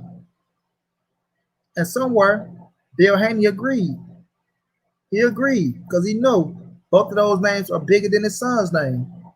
So he did a good thing by putting his son in third place. Okay, if you don't get Ryan, if you don't get Tank, and we sitting right there, you got to come and holler at us, right, Bob? We will be making a call. If we don't get Ryan, if we don't get Tank, then we'll be making a phone call. But he still never said the fight's gonna get made, not. And I salute Bill for that, because Bill said, you know what? I'm gonna leave it right there. I got you, Bob. I'm gonna leave it right there. If there's no Tank, there's no T.O., which I do. I understand it. I'm gonna move my ass on out the way, and I'm gonna leave it there, because I did good for my son. I got him in third place, right? So now, right? Tank and Ryan Garcia, we all know they look like it was the play, because even before Tank beat Leo Santa Cruz, Tank was like, you know, we fight next. If both of us win our fights, you know, me and you fight next. So it looked like it was already some agreements there somewhere where these teams that talk to each other, some shit of that nature, but they always knew that they was coming back to fight each other next.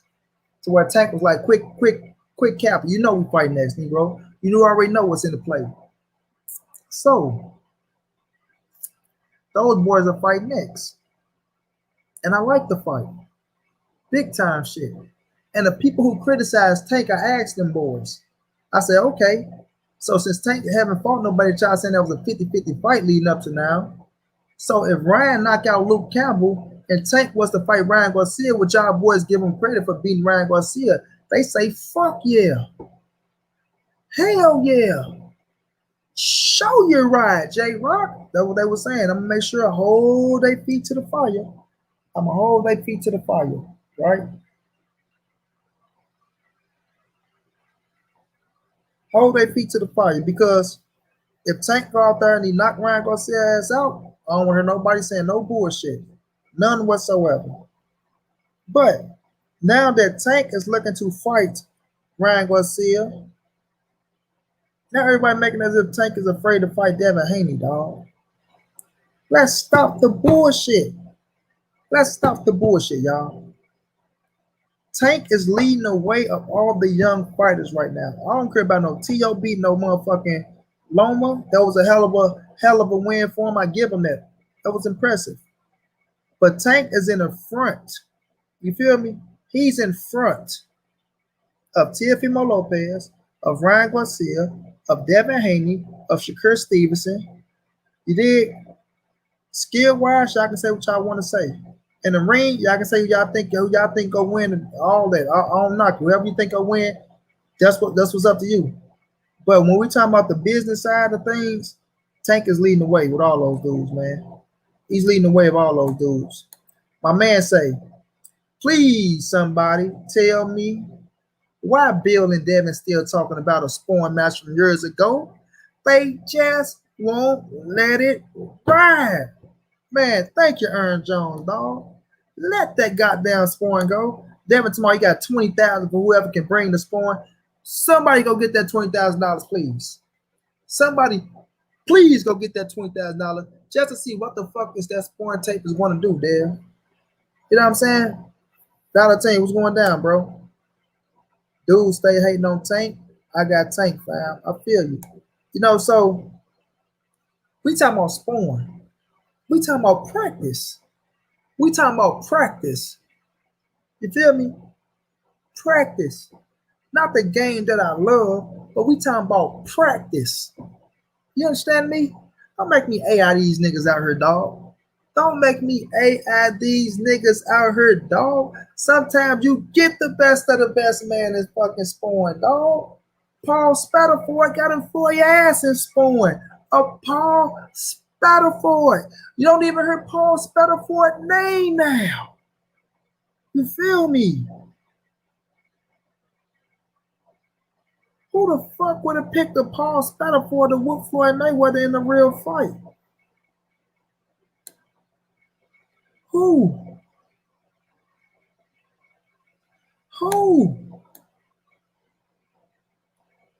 You know what I'm saying?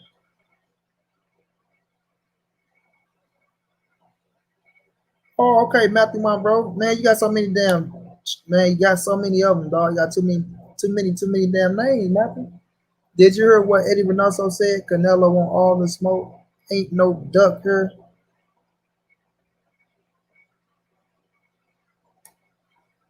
So, who's saying? Who would have picked Paul Spatterford to beat Mayweather in a real fight? Nobody. Nobody. You feel me? So I just want to catch the story. Hold on, let me rent you up, my bro. Let me rent you up real fast. Stay right there.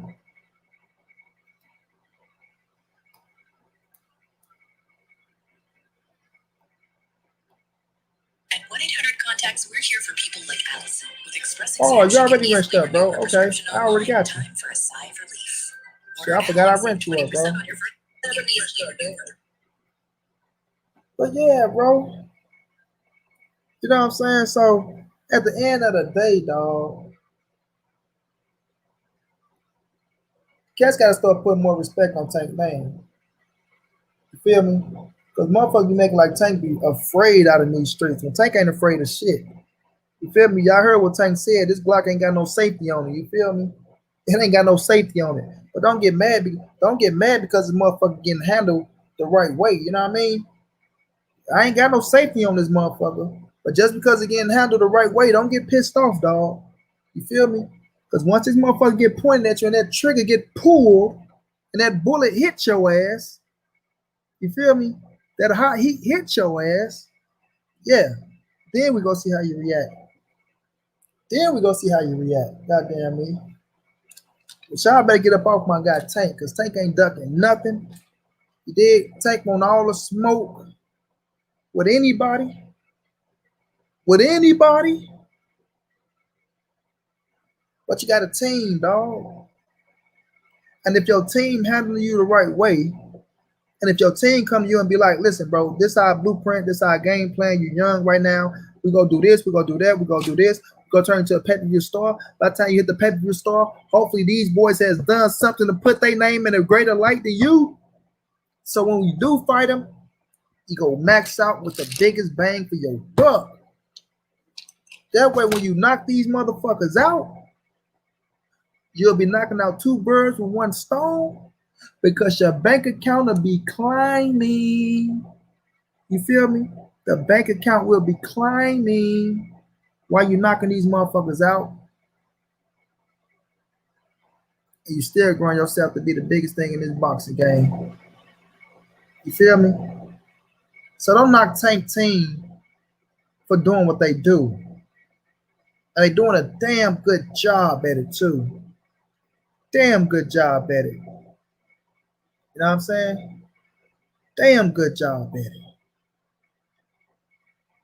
Because last time I checked, family, last time I checked, in my Nipsey Hussle voice, you feel me? Last time that I checked, everybody chasing Gervonta Davis. Everybody chasing Gervonta Davis.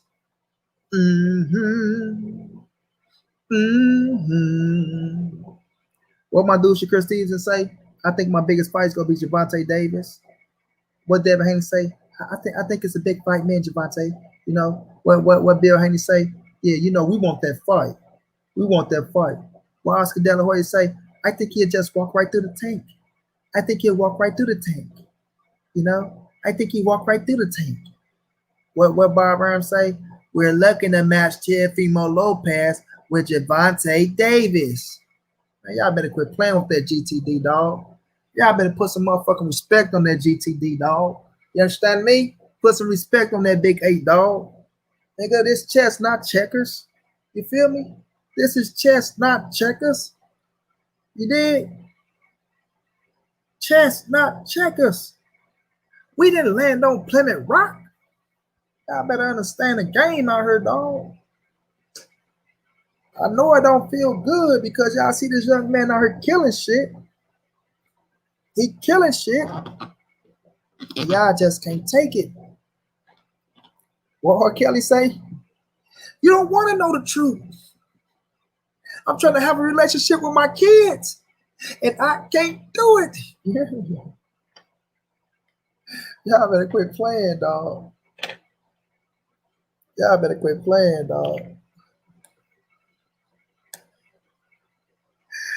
Oh, man. Everybody got Tank name and they know. That dude was going to smash all of them, bro. He hit too hard for them. It will feel like they getting hit by a middleweight. Talk that talk, Dallas Cowboy fan for life, bro. They all want Tank. Tank is a star. Did you see Loma interview on the Snow Girl channel? Loma say Tank is the best. Facts. Even Loma saying Tank name. Goddamn me. These boys better get Tank some respect, man.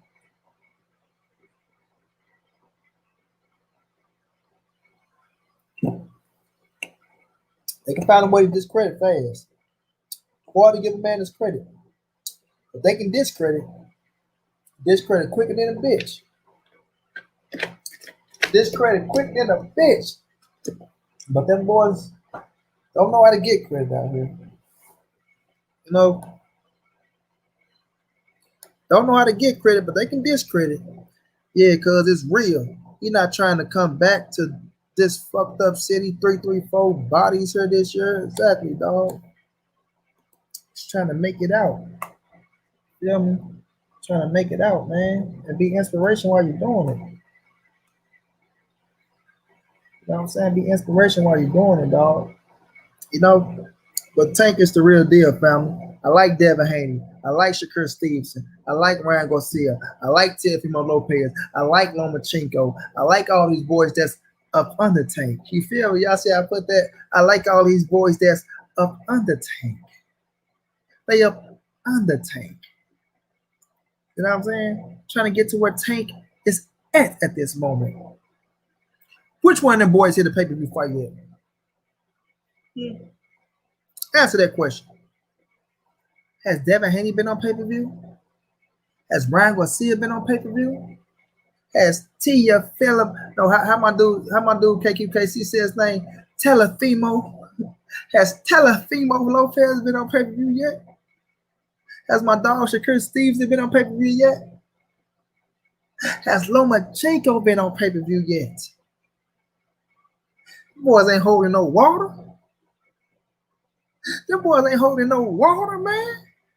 That boy Tank did 200 plus on his first pay-per-view. And got a beautiful knockout. Beautiful knockout. You feel me?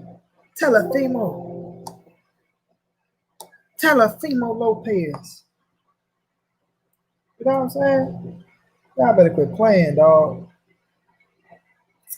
Y'all better quit playing. You feel me? Y'all better quit playing. Let me get this Charlie plugged in, y'all.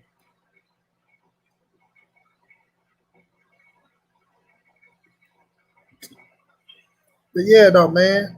Tank the real deal, bro.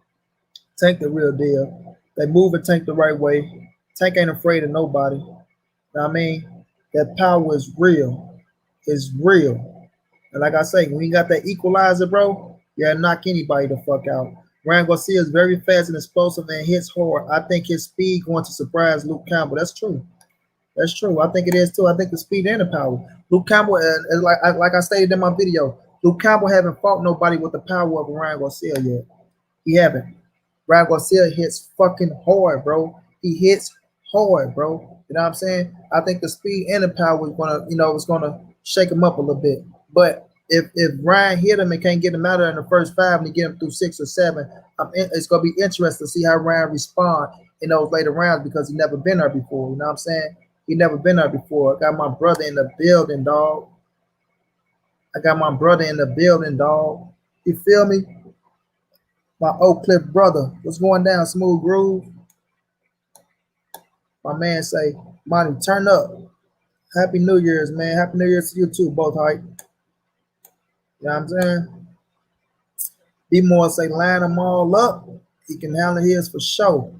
Big dog status, you feel me? Big dog status. Big dog status. You understand me? Yeah, though. It's gonna be some good scraps though, man. But you gotta just put respect on my dude name, dog. Put respect on that young dude name, dog. You did. But let's talk about the fights in 2020, y'all. So we had a lot of good scraps in 2020, man. We had a lot of good scraps in 2020. You know what I'm saying? And I feel like going into 2021, it could be a setup for a lot of big fights. It could be a setup for a lot of big fights. And I want to allude to Ryan Garcia and Luke Campbell because that's going to be the first fight we get in 2021.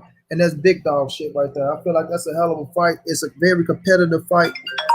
And us starting that fight. Hold on, y'all.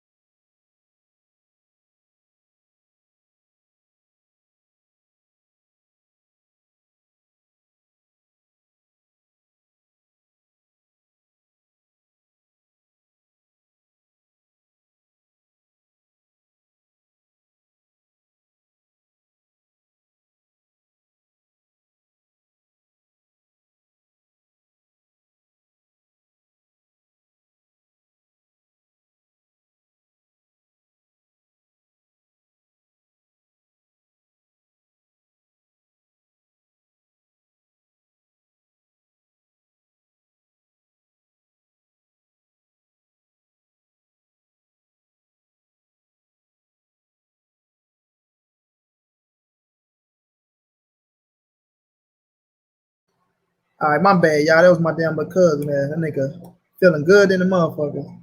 Nigga drinking like a motherfucker. My dude both say Luke Campbell hands Campbell gonna headbutt Ryan Garcia in there. That he's gonna bring that pressure. It could get dirty. No, I don't see him headbutt no Ryan Garcia. Luke going night night. I feel like Ryan being cuddled too much. He has to show me something. Yeah, though, fam, my bad, y'all. But yeah, I think Ryan gonna show up. But yeah, 2021 is gonna start it off, bro. I feel like it could lead up to a lot of big fights, though. I feel like it can lead up to a lot of big fights, man. If we can get this business shit out the way, because that's what's controlling boxing right now, the business. You know what I'm saying? If fighters' egos is gonna stop a whole lot of shit. They can put their egos to the side. You know what I mean? And say, let's make this shit happen. Then 2021 can be a beautiful year for boxing, dog. 2013, 2017 was great fucking years for boxing. Great fucking years for boxing. 2013 and 2017 was great fucking years of boxing. But I must admit, the end of 2020, because we lost boxing for a minute, Top Rank brought it back. They ain't give us all the best fights, but it came back with some good scraps to where I was happy. PBC started it off with a lot of good bangers, which we had a lot of competitive fights at the end of 2020. We seen a lot of the stars fight. So in 2021, hopefully, man, we can duplicate 2017 or 2013. You feel me? So I keep my fingers crossed for the best. Goddamn me, I keep my fingers crossed for the best. You know what they say? Motherfuckers say plan for the worst, but hope for the best. I plan for the best. Fuck that all that what's that superstitious ass shit. You feel me? Got enough superstitious motherfuckers running around here. Dig, I plan for the best. Fuck planning for the worst. The fuck planning for the worst gonna do? Fuck planning for the worst. Shit. I'm planning for the best, family. Nothing but the best. But that boy said, if you the best, take the test around this motherfucker. But for real though, fam, I think we can get a beautiful year of boxing in 2021, dog. You know what I'm saying? But 2020, I gotta be happy because I thought we could have lost boxing in 2020 with all that corona shit happening and things of that nature. Feel me? Exactly, smooth groove. You know what I'm saying? We could have lost boxing in 2020, dog, but we end up getting it. We end up getting it. I'm happy. You know what I'm saying? I'm happy.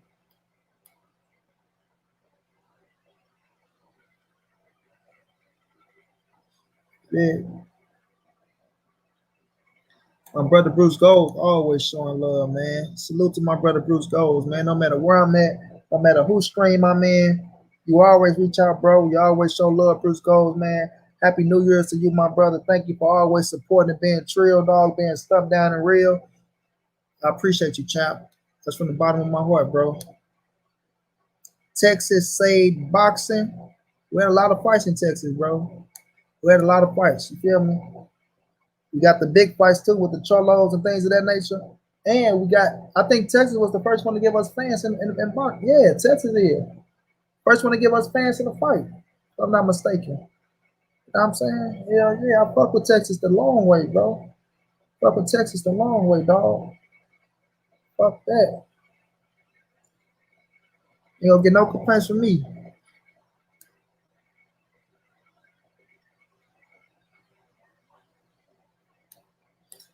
My dude both say we need good content creator like money to keep boxing alive. Appreciate that, bro. Hell yeah, Bruce Goes. Hell yeah, dog. I'm always your love back. You know, them boys said they gonna hurt me if I come down to Dallas. You hear me? Smooth Groove, them boys said that if I pop up in Dallas, they gonna hurt me, bro. They said they gonna hurt me. Don't show up in Dallas. I say, well, we'll find out. You feel me? They say, Monty Brown, you come to Dallas, we gonna push you in the middle of the street, we gonna knock you out your wheelchair, we gonna hang you, we gonna do this, we gonna do that. You know what I told them? I say, we'll find out. Goddamn me. Cause I'm coming to Dallas, nigga. That's the damn show. That's for damn show.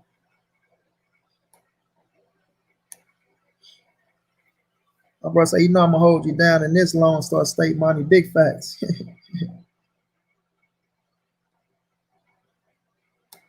They say, I am Mr. Oak Cliff. Huh.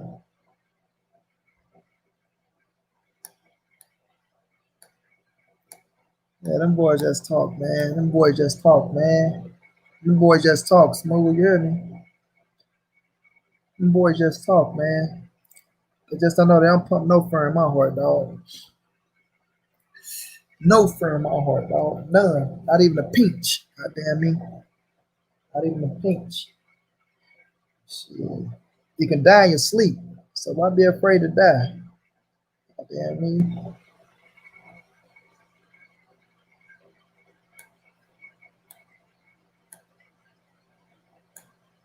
Dog say you good everywhere in Dallas.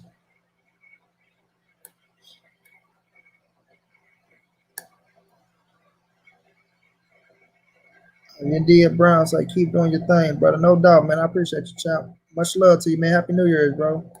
But yeah, 2021 though, fam. We can get some beautiful fights in boxing, man.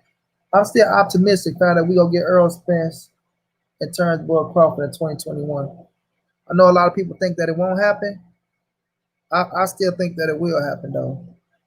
I don't think we'll get it in the first part. I think in somewhere around this time, like in November, October, November, I think we might get that fight, yo. I'll keep it real with y'all, bro. I think we might get that fight. You know what I'm saying? But I just feel like we got people out here that's making it worse. You know what I'm saying? Like Bernie the guard dog, he making it worse. Bomac and to some extent making it worse. You know what I'm saying? Like they not keeping it real, bro. They're not keeping it real, bro. I think we'll get it once Bud get his numbers up. But see, this the thing, bro. Bud got if he ain't gonna fight no Porters or no Thurmans or no Danny Garcias or Ugas or the top cats, man, the numbers ain't gonna get no better than what they are. They ain't gonna get no better than what they are, dog. So if he just let his ego go and they tell that boy the truth, they tell that boy the truth, then we all know that the motherfucking fight can get made if he accept it. Taco K say drop the link. I'll drop the link for you. 1 second. Let me see what you're talking about, Taco K. What's going down, though? I think I sent you on BFTB shit, Taco. Let's see what's going down.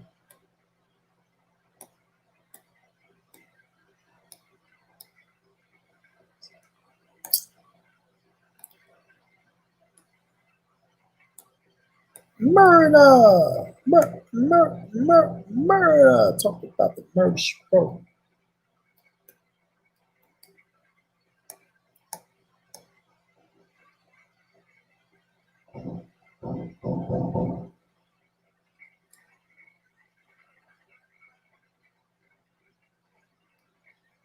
They shooting outside already. 10 o'clock. I was to call from my little brother, but I just had to realize it's going on motherfucking it's going on it's New Year's. So they finna be shooting around this motherfucker all day.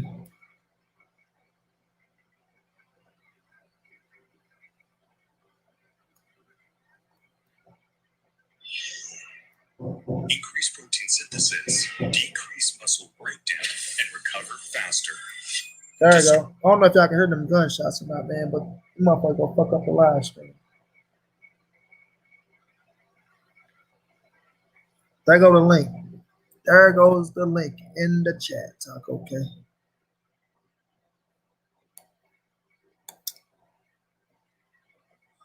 One dude say, Bud burning bridges, man. Spence about to move up and move on.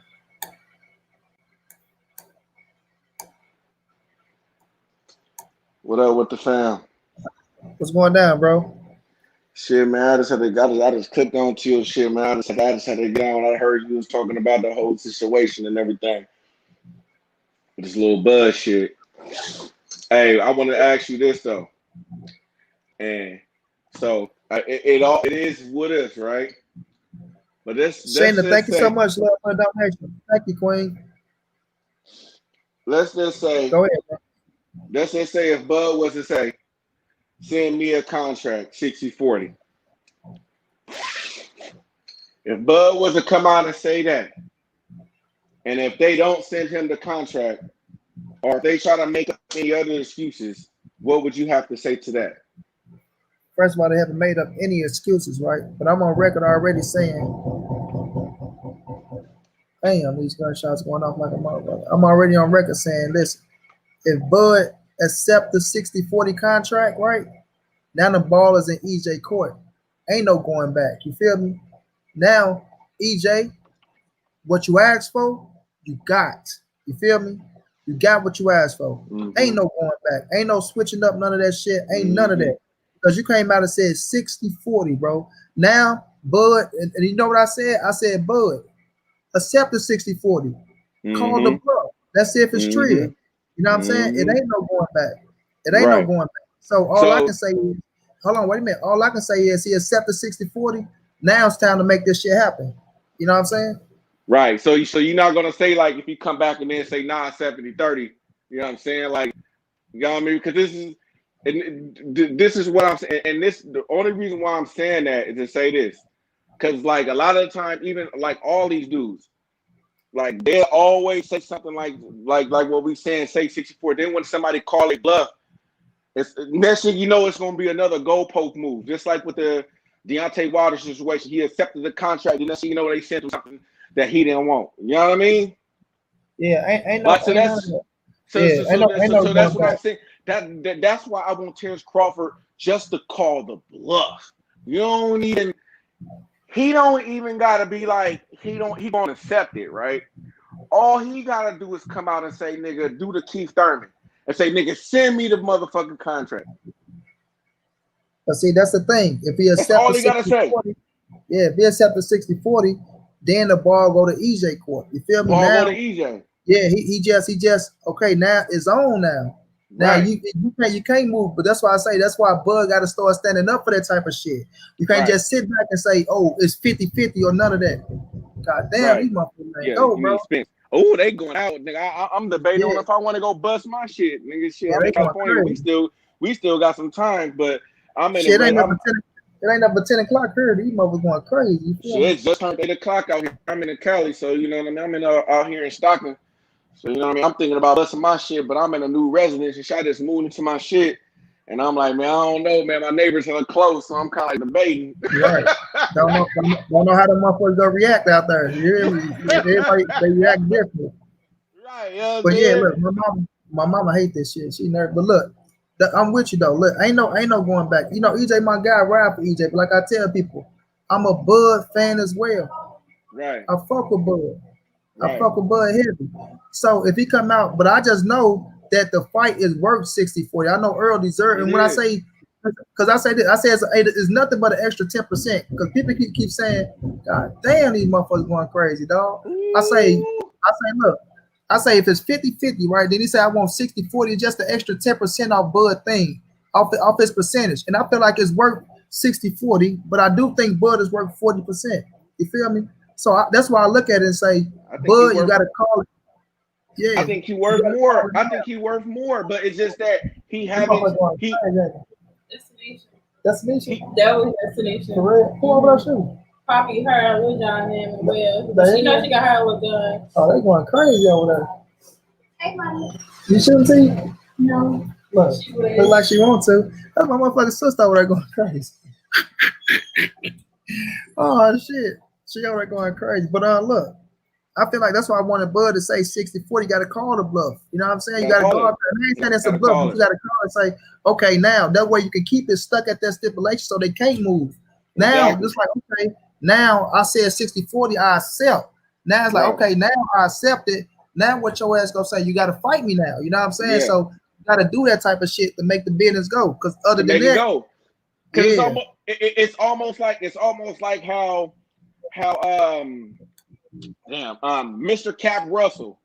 It's almost like how Mr. Cap Russell, I'm gonna call him Cat. He ain't a cap, he just a cat ass nigga. But Mr. Cat Russell did with the Devin Haney situation when he stuck his foot in his mouth. You know what I'm saying?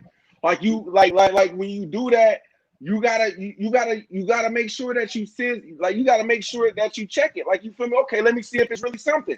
Fuck it, I'll take that 60-40. Even if it's 60-40, my nigga, you still gonna make hella money. You feel me? So by the way, it's not even making no sense for you not to take it. You still gonna make, that's still gonna be the highest pay you ever had got, regardless. Then if you win, my nigga, you feel me? You the man. Like nigga, like it's all on your ball and you in your court now. If y'all didn't sign if y'all didn't sign a contract for a rematch or whatever the case, you can kind of negotiate how you want to negotiate now. I know they both gonna want a rematch calls and stuff like that. So you might as well make it a 2-fight thing. You feel me? And you feel me? The winner in the next fight get the most. You know what I'm saying? So nigga, if you beat EJ, in the next fight you don't be doing 60-40. Nigga, that's you win. Like you feel me? Like either way. Knowing the second fight is gonna be bigger than the first fight. But this is the thing. Gonna be way bigger than the first fight. And the only reason why, let me get this. The only reason why I say Bud is worth the 60-40 is because think about it, bro. Real shit. Just look at all these YouTubers and shit going at Bud. They would not be going at Bud if they was not getting the views. If niggas wasn't getting views off of Bud, niggas won't be even talking about Bud, bro. Like real shit. Like he got fan base. It's just that his opponents that he's facing, as far as his pay-per-views, doesn't match up. You know what I'm saying? Like people ain't gonna buy a American fight. You know what I mean? People ain't gonna go spend $70 for that. You know what I mean? So it's just he got to put himself in a better position. You know what I'm saying? But only way he could do that, first he need to do is Porter need to, it ain't on him. Porter need to send a thing to accept his mandatory. He need to put that through. That's not even on Crawford. That is on that is on Spence. I mean on Porter now. So Porter needs to put that through. So, mandatory. Yeah. So people need to instead of making these Bud videos, people need to make the Porter videos. Nigga, put the demand in, nigga, for the mandatory. Nigga, put that shit in. That's why they on Bud ass, because we gonna say Bud and Bob Earn because they're a team. That's why I'm just talking to Andrew and telling him why it's a team on the simple fact of saying they can't offer Porter no $1 million, even if he do become the mandatory. You see what I'm saying? You can't offer Porter a damn $1 million and say let's make the fight happen. Shayna, thank you so much, love, for the donation. How you doing, Quinn? Happy New Year to you too, babe. You can't just offer that man. Happy New Year to everybody, man, for sure. Yeah, they can't offer that man $1 million. You know what I'm saying? When he just made 1 point something in the last fight, and he just made X amount of millions in the Earl Spence fight. You feel me? So they got to come back and offer more than $1 million. But we seen Bob Earn talking about he don't even want to put no money out for Bud Crawford because he not getting shit back. But let me say this: he don't want to pay Crawford. Wait a minute. Let me say this: Bob Earn is fucking up Terrence Bud's situation, dog. Because, for instance, he could have been made Bud a star if he would have just gave him the fucking Pacquiao fight. All this shit would have been done and over with, bro, if he would have just gave Bud a Pacquiao fight. But Bob Earn held that shit back. He held that back. But he was willing to pay Pacquiao to fight a motherfucking Lomachenko at 135. You see what I'm saying? Right. And I ain't make the video yet though. But Bob Earn put all his eggs in the basket on fucking Lomachenko instead of putting all his eggs in the basket on Terrence Crawford. When Terrence Crawford is the fucking man. Terrence Crawford was a nigga you should have been putting the money into. But Bob, he's so stuck in his fucking ways where he act like he don't know how to, I don't know how to promote a black fighter. Man, just put the money up for the right fights and that shit'll promote itself. You know what I'm saying? Right. So see, this is wait a minute, let me say this. Just think about it. You got that man Pacquiao, bro. This is how I thought Earl and Bud was gonna meet up, bro. I really thought they was gonna meet up like this. I thought Bud was gonna beat the shit out of Pacquiao because I still believe Bud to beat the shit out of Pacquiao. And I thought Earl was gonna beat Keith Thurman ass, and I thought they was gonna meet up right out. Like that's how I thought they was gonna meet up, bro. And it would have been a perfect shit because Bud fighting Pacquiao would have been the biggest pay-per-view numbers, and Earl fight Keith Thurman would have been big pay-per-view numbers. That way nobody can say, oh, you know what I'm saying? You can't say that shit. And they meet up, and that shit would have been one hell of a fight, bro. But it's still a big hell of a fight. But my only thing with Bud and my only knock on Bud is the business side. I tell that to Bud people and all that shit. I'm with you on that one. Yeah, that's the only thing I got is the business side where Bud need to just realize, look, I'm not the A side right now, but it's like you say, take the 60-40 And if you go do all this shit to EJ, like everybody's saying, like your team saying, like you saying, nigga, and reverse that shit. Now you take 60-40. Or matter of fact, motherfucker, I'm taking 70, you take 30. You know what I'm saying? Like you got the ball is in your court to do what you want to do. But you got to make it happen, champ. You got to make it happen. Right. See, and this is what I'm saying. Like, see, that's what you hit on before. See, we are having two different conversations, two different type conversations, right? We're having a conversation about Bob Arum. We all respect Terrence Crawford. Like, you know how Terrence Crawford is, as you know, because you said you a Terrence Crawford fan. So this need to be more of a Bob Arum thing, because it need to be put on more on Bob Arum. Terrence Crawford is a fighter. He chose to have a promoter. Every fighter is not a Floyd Mayweather. Every fighter cannot go out there and go talk the talk and walk the walk and do all that stuff. That's why he paid the promoter to do all that stuff. So Bud is doing some real shit by sticking to who got him there. You feel me? Everybody want to know why he didn't. He stuck to who got him there. PBC didn't get him there. Then you looking at the PBC, right? Let's go back when Bud was a free agent. EJ didn't get the Thurman fight. EJ didn't get no Spence fight. EJ didn't get no Danny Garcia fight when he was on the come up. He didn't get those fights. So if I'm looking at it, I know all the PBC, I know all the welterweights over here, but these niggas is not fighting. These niggas is not like they not fighting like that, like how they saying it is. You feel me? So it's like, okay, well, ESPN got to pay me 3 point whatever million guaranteed, plus whatever on the back end. Nigga, I'm taking that. Look, so that's why Bud. Let me get it. That's why Bud took that. But it's not on Bud's fault that he is not fighting that competition, because you only fight who your promoter put in front of you. So if your promoter can't put the right people in front of you to make the fight, it's not, as a fighter, it's not your fault. People wanted him to show up at Aerospace thing. He showed up. Niggas is going around going crazy and shit.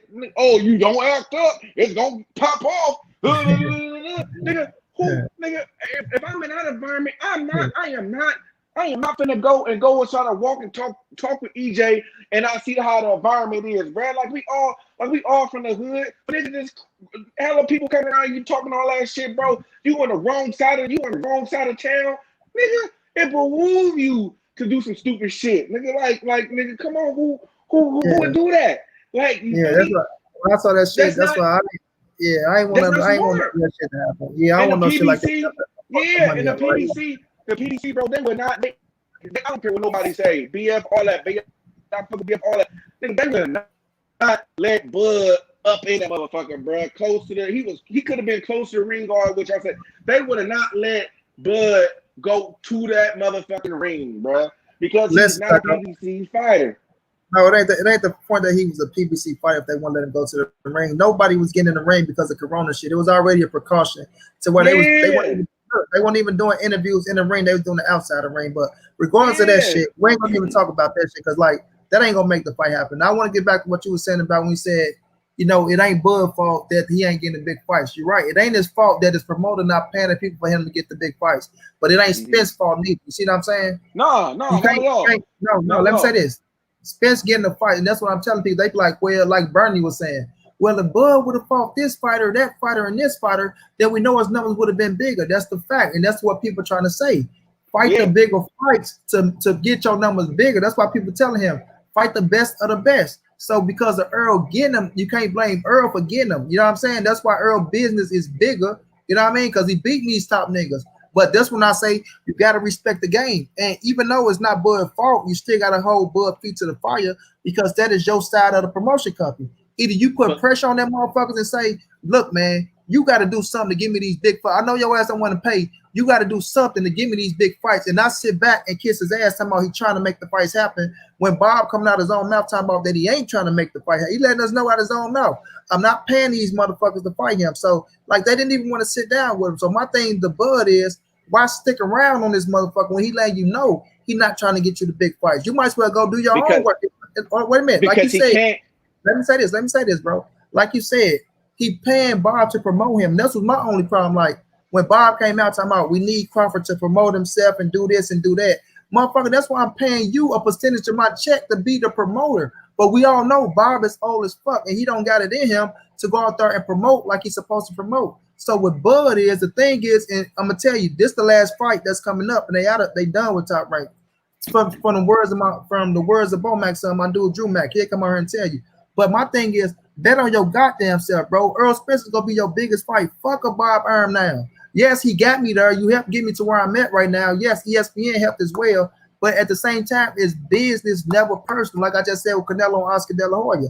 Now we did great business with each other. You got me to where I'm at. I'm gonna always remember you. Thank you, sir. You helped make me rich and change my family life. But I don't owe you shit now, just like you don't owe me shit now. You know what I'm saying? So now take a chance on your motherfucking self.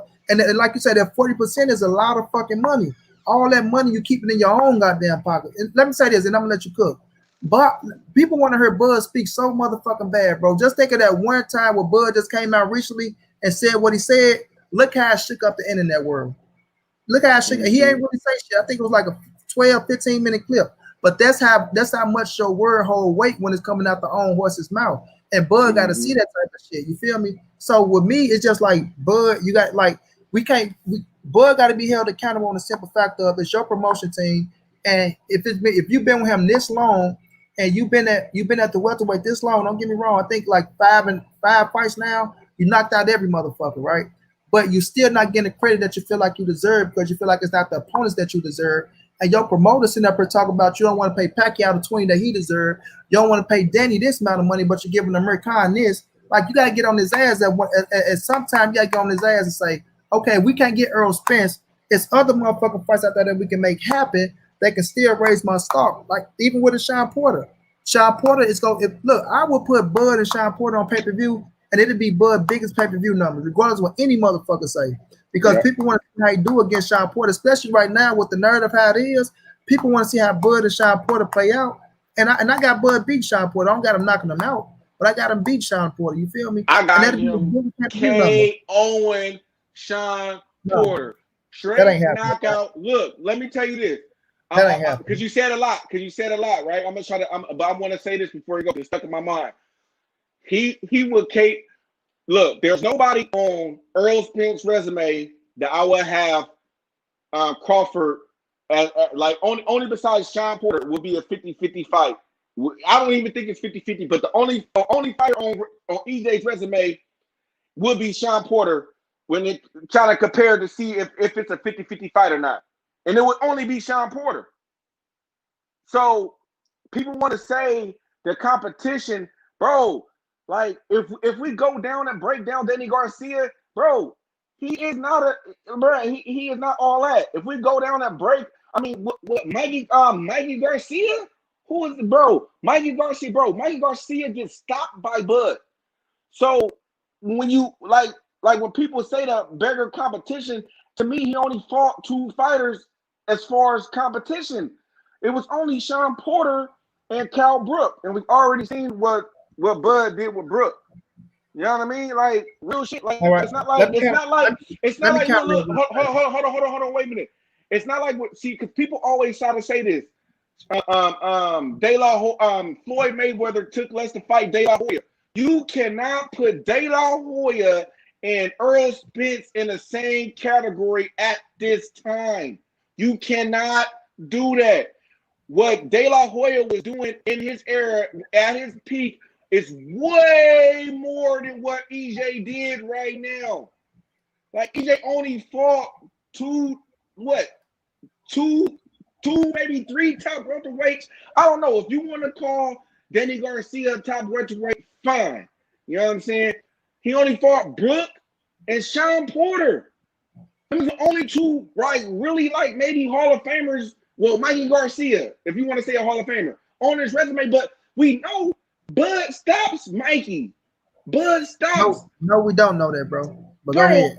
I'm let you finish. Okay. We don't know that. But look, let's just say Bud beats Mikey. Can we say that? I mean, he might not knock him out of the shot, but can we say he beats Mikey? You know what I'm saying? Everybody at 147 besides Earl Spence, but I'm exactly. So yeah. So the thing is, now the disconnect, right? So now we know. Now we see like, okay, we could put Bud in the ring with the same fighters that EJ fought at the same time. Bud beat him. We could put EJ in the ring with everybody that Bud fight. He beat him. So the thing is it's just the promotion to me. The promotion of the PBC, Earl Spence team is doing a hell of a job with EJ. They are to be commended for the job they are doing with him. Period. His team deserves more. EJ is not in the media. EJ is not doing interviews with the LDBC.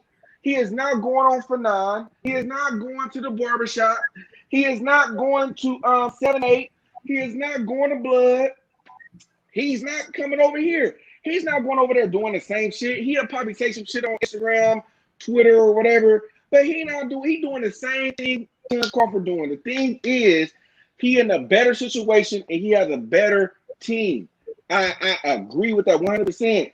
And Bud needs to go ahead and just take the 40 because that's gonna be the most money you made and win. Now, the Amir Khan thing, right?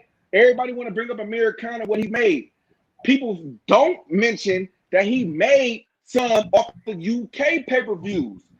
A lot of that Top Rank only paid for so much.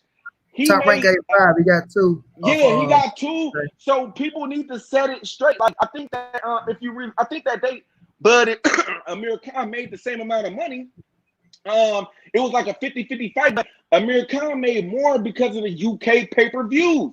But people is not saying that. So when people say Amir Khan made more, it's misleading. Like it's misleading because you only say what you want people to hear.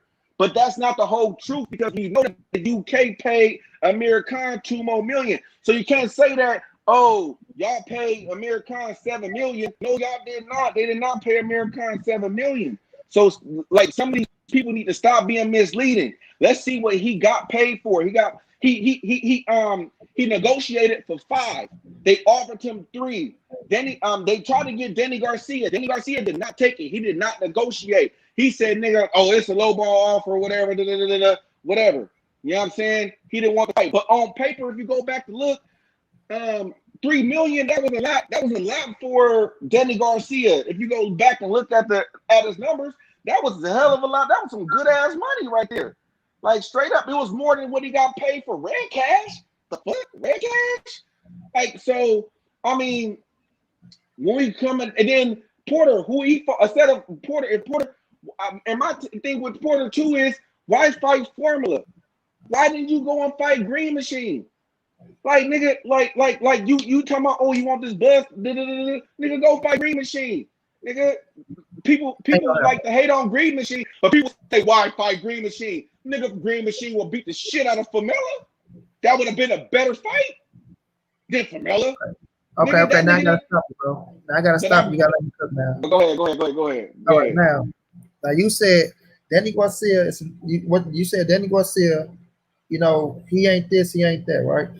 When you look at Danny Garcia, no, let me go now. You just bro. So now see when you look at Earl Spence fought Kell Brook when Kell Brook was fighting at 147. He went up one time to 160, then he came back to 147. So that wasn't really that, but Earl Spence fought the best Kell. I don't care what Kell Brook say. I don't care what. I ain't gonna take away that he won in good shape when he fought Spense-Crawford. But Kell Brook had the title. He was the champion. Kell Brook was in his hometown. Kell Brook was in great fucking shape, and Earl Spence would have beat him over there. So it ain't just that he just fought. No, Sean Porter and no Mikey Garcia. Danny Garcia get all the credit in the world because you got to look at his resume. He fought Sean Porter. He fought Keith Thurman and close ass fights that could have went either way. Then what he did at 140 would beat Lucas Matisse, with beating Amir Khan, knocking his ass out. You got to understand, Danny Garcia is a hell of a name with a hell of a resume with a hell of a fan base. Sean Porter was in the best shape of his fucking life, and he was the champion. Became 2-time champion, right? Mikey Garcia, 4-division world champion. So those are 3 Hall of Famers, bro. 3 Earl Spence fought. So we look at Spense-Crawford. It ain't the point that we say that he can beat him. That's just we saying we thinking that, but we know that the competition is going to be way tougher than what he faced already, bro. You can say like Green Machine. I like him. I don't take nothing away from him. He's a tough fighter. But Green Machine ain't beating no Sean Porter, bro. He's not. And when Bernie now, when they talk about Green Machine, they try to build him up as is he bigger than Sean Porter, Danny Garcia, and a Mikey Garcia, when that's not the truth. Listen, I give Bud credit for his resume. I don't take shit away from Bud or his resume. But his resume at 147 is nowhere near compared to Earl Spence's resume. Earl Spence is fighting the top dogs at 147. Sean Porter, Danny Garcia, even with a Mikey Garcia, Mikey Garcia became a top welterweight when he entered in the welterweight division. But this was all top welterweights, bro. All top welterweights. You can't take that away from me. When you look at Green Machine, you look at Benavidez, you look Jeff Horn. I give a lot of credit for Jeff Horn because Jeff Horn did beat Manny Pacquiao. A lot of people want to say Manny won. I thought Manny won the fight, but that's besides the point. That's besides the point because I can't say it was a robbery because Jeff Horn was in a fight. You know what I'm saying? I can't say it was no robbery or shit like that. So I give Bud credit for Jeff Horn. He was the champ, and everybody else wanted to fight Jeff Horn as well. You know what I'm saying? All they ass would have fought Jeff Horn because he had the title. So I'm damn sure I'll give Bud credit for that. But with the American, fuck American. He quit it on the stool. He bitched out. But Earl already had beaten Kell Brook, stopped him. He was if he stopped him in the 11th or the 10th, and Bud stopped him earlier. They both stopped his ass.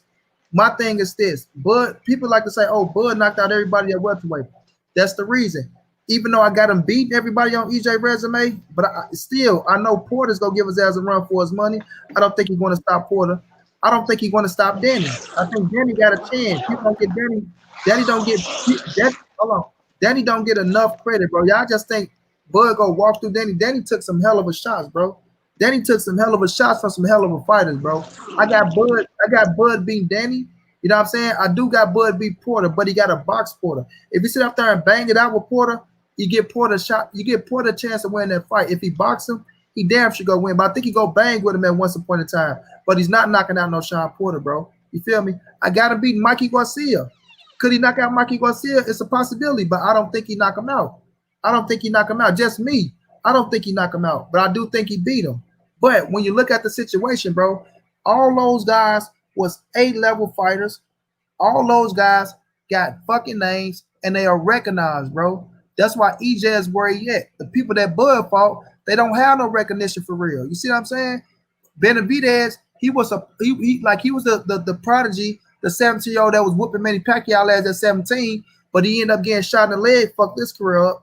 We know Kell Brook wasn't the same Kell Brook, but I'm not gonna take nothing away from him because he was still in good of enough shape to be fighting Bud. But Bud ended up knocking his ass out. I give him credit for that. Mean Machine, he a solid B fighter. He a solid B fighter. Got the potential to be a fucking world champion. But I don't think he beat none of those guys on Earl Spence's resume, bro. I really don't. I don't think he beat no Danny. I don't think he beat Sean. I don't even think he beat Mikey, to be real with you.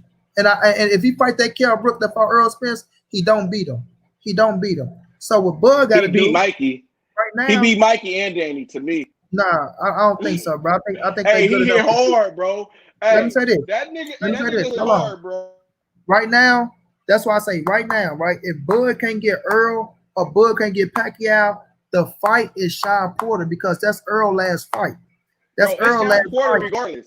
Yeah, It ain't no. Let me tell you this, bro. Hold on. The fight is Sean Porter, bro, because he just came off the fight with Earl Spence. A lot of people want to say, oh, he gave Earl the toughest fight. He gave Earl this, he gave Earl that. So if you go out here and beat this man better than where Earl Spence beat him, right now, you know what I'm saying? Right now, it put a whole lot of more validity, and it could boost the percentage in the negotiation tape depending on who Earl Spence fight next. You know what I'm saying? So you got to go out here and show the people that the haters and the naysayers that's saying, oh, you ain't fought no motherfucker at 147. You're not fighting the competition. You go out here, like, I would be fucking surprised if he knocked out Sean Porter. That shit would surprise the fuck out of me. You feel me? I do got it wasn't me. But if he knock out a Sean Porter, let me tell you, if he knock out a fucking Sean Porter, dog, that's a fucking statement made for Turnbull Crawford. But you got to make your hold on. You got to make your fucking promoter make that happen because right now your promoter ain't looking too good with your ass, telling you he don't want to talk to you. So at least get on his ass and say, okay, motherfucker, well, give me this Sean Porter fight, and this gonna be my last fight. And just think after that, Now all your money is really standing in your pocket because now you're a free agent and you can go out this motherfucker and you can be Spense-Crawford promotion and just jump from network to network making your dollars. You feel me? So at the end of the day, the fighters that Errol Spence fought at 147 and what Spense-Crawford resume at 147, bro, is not even close, champ. It ain't even close. But go ahead, you can cook, bro. It's not as close. It's not as close, but I feel where you're coming from. But like you said, the competition is not that close. But you are obviously already said that you would favor Spense-Crawford to beat every fighter that Errol Spence fought. So there is it is a little close there when you say Spense-Crawford get into the ring with the people that Errol Spence does. When you when you say you think not knock out, let me say this to you though. Look, the competition for as they face. I never said for. Oh, okay, I got you. Okay, all right. The Bob Arum situation, because this one I wanted to hit on too, but like I said, we be talking hella much, so we, you know what I mean. Okay, Bob Arum. Let's get back on Bob Arum. Bob Arum is only saying this shit now because he knows that Bud is leaving. Before Bud was leaving, he was talking all this other shit. Now, he know Bud's gonna leave. Basically, he telling Bud and tell him, and it got out to the public. So he's shitting on Bud right now. He like Bob Arum do not want to make no more money off of Bud. He don't want to pay Bud. He gotta pay Bud a guarantee. He don't want to pay Bud, so he gonna lowball every other fighter because he don't want to pay Bud. We all like it's all on big bold letters in front of us. We all know that he don't want to pay Bud no more. So what he is doing is he is forcing Sean Porter and the PBC to go into a purse bid. The greatest thing about that is that if PBC was smart and Porter was smart, he would actually take that because I believe that fight could be bigger than what him and EJ did. To be real, because when EJ was fighting Spence, it was a lot of fanboys going out there talking about EJ's going to knock him out. Oh, it's going to be an easy fight. This, that, and the other. So, I mean, of course, if you a casual fan and you ain't really been watching, niggas talking about he going to knock him out. Nowadays, it's like, shit, I ain't finna buy that shit if he just going to whoop him if it's no competition. But now that everybody in Porter's name is up there now and everybody talking, I believe that this pay-per-view would do higher than Errol Spence. That's just my belief. And if that does if it does be more than Errol Spence, and if he knocks him out, I believe that makes it it gotta be at least 50-45. I mean, 60-45, whatever. You feel me? It gotta draw at least 5% closer. You know what I'm saying? To being 50-50. Because Errol Spence in that fight he was not finna knock out Porter. He was not. Like everybody saw from the first. And if Porter didn't get knocked down, EJ loses that fight. Now, when I go back and watch that fight, I believe EJ won most of the rounds. But we cannot say from replay to fresh seeing it live. We can't judge that. Since I went back and watched it, I believe that EJ was winning a lot of more rounds, right?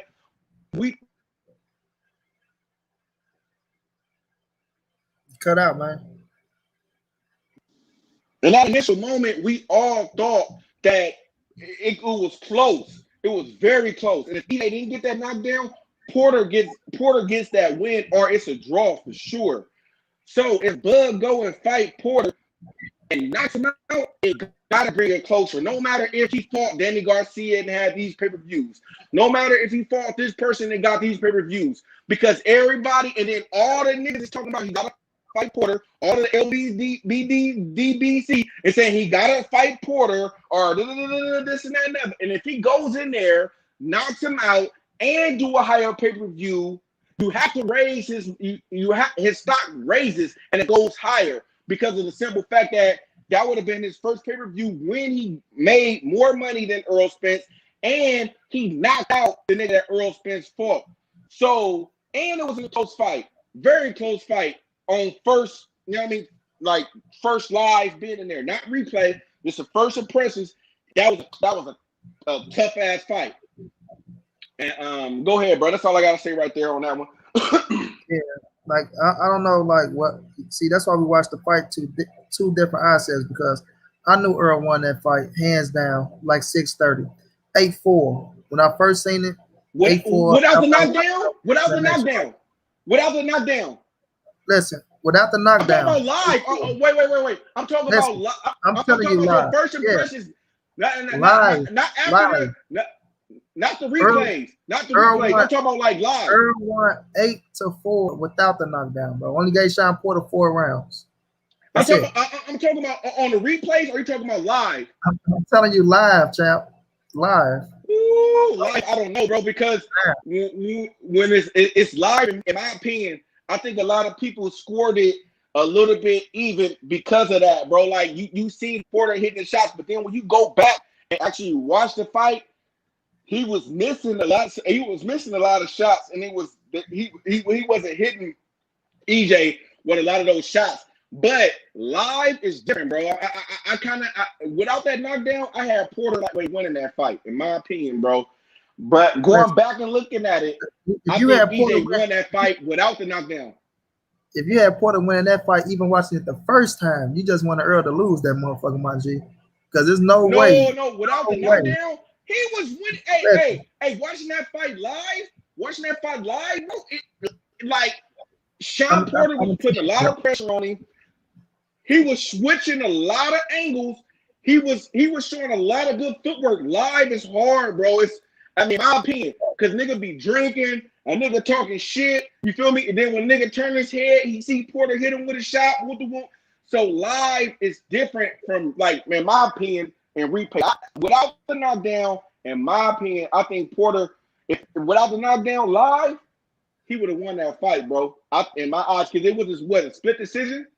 Or wasn't it a split decision or something like that? My bro, more of it. You can donate to the Cash App or to the PayPal channel. Much love, much appreciated, fam. It's much needed as well. Listen, no, that wasn't a split decision. I don't think it was split. Or was it? No, it wasn't split. But look. Smash the like button, man. Smash the like button. I'm gonna say this, bro. Without the knockdown, it was a draw. Focus say he had it a draw. Hell no, Focus. Listen. I'm the one that was telling cats, right? I'm like, man, Earl won that shit easy. I think I even got it recorded on my Instagram. I'm gonna go check my Instagram so you can see what I mean, bro. I seen Earl win that fight 8-4, fam. I've seen him win that fight 8-4. Look, what y'all looking at, people think Porter was the only one bringing the pressure in that fight. Well, y'all gotta understand, Earl Spence is a go for a fighter, bro.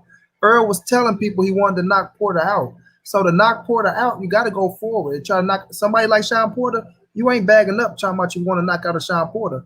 You got to go forward on Sean Porter if you want to knock that motherfucker out. And EJ went forward and he matched the energy, bro. He matched the energy with Porter. Now, it's just like, to me, it's just like Madonna. It's just like Madonna and Floyd, bro. People thought Madonna did better than what he did in the fight. And even in the first Madonna fight, I said, man, Floyd won that shit 9-3. That was 9-3. So you can make it tough. He made it tough. You can make it a tough fight. Before I was looking at the round, and I was just telling my brother, tank that shit. It's different, like what you're looking for. You can make it a tough fight, but you ain't winning the rounds. You know what I'm saying? Earl made Porter miss a lot of punches, bro. He made him miss a lot of punches. He caught a lot of punches on the arm. So don't get me wrong, Porter put in a hell of an effort, but Earl still beat him. He did. And that's why I'm trying to tell you. And that's why I'm wait before you go. That's what I'm trying to tell you. That's what I'm trying to say. In live, it looked different. A lot of those shots like they landed. But when I went back and sobered mind and went back and watched the fight, bro, it's like, oh, okay, EJ won this fight no matter what. You know what I mean? But like that's why I say live. You feel me? Like live, bro. That, like you said, I think it would have been a draw for sure if he didn't get the knockdown. For sure, would have been a draw. But I could have seen it could have been a case live that Porter, they could have gave it to Porter, bro. I mean, if without that knockdown, a lot of people wouldn't have been fighting about it until like after the fight and when they watched the replay. But yeah, go ahead. My brother Marv, thank you so much for the donation, champ. Much love, much appreciated, fam. Much love, much appreciated. But yeah, I seen that shit, dog. I said I was never worried about that fight though. But now let's talk about this. You said if Bud and Porter fight, it might do bigger numbers than Earl Spence. I don't really know that. I think they can hit 200,000. I think they can hit I think 200,000. I don't know so, about bro. I think so. let me say I this. think so. It depends on what year they fighting, like what's expected, how they build it up, where they fight at, if the fans are back, if the fans are welcome back into the stadium, things of that nature. But I don't know if they do more than Earl Spence. You know what I'm saying? We got to see. We got to PBC is gonna take it. The PBC hold is on, gonna take hold it. on, Taco. Hold on, Taco. I don't know if they do more than Earl Spence. You feel me? But I just know one thing. It'll be Bud biggest pay-per-view numbers than what he did against a motherfucking Amir Khan and a fucking Victor Poster. You know what I'm saying? So that'll give him some leverage. But you gotta understand this. Yes, he got to go in there and beat a Sean Porter, bro, to shut up the naysayers and the haters. But Earl Spence numbers are already solidified, and not like I say, it ain't like they know Floyd Mayweather numbers, no fucking, you know what I'm saying, numbers of that nature. But there are better numbers than Turnbull Crawford. His business is bigger than Turnbull Crawford. You know what I'm saying? So if my business is bigger than yours, you just gotta respect the game with the business. Now, I tell people this, bro. When it comes to the fight, I think it's a 50-50 fight that I got Earl Spence winning.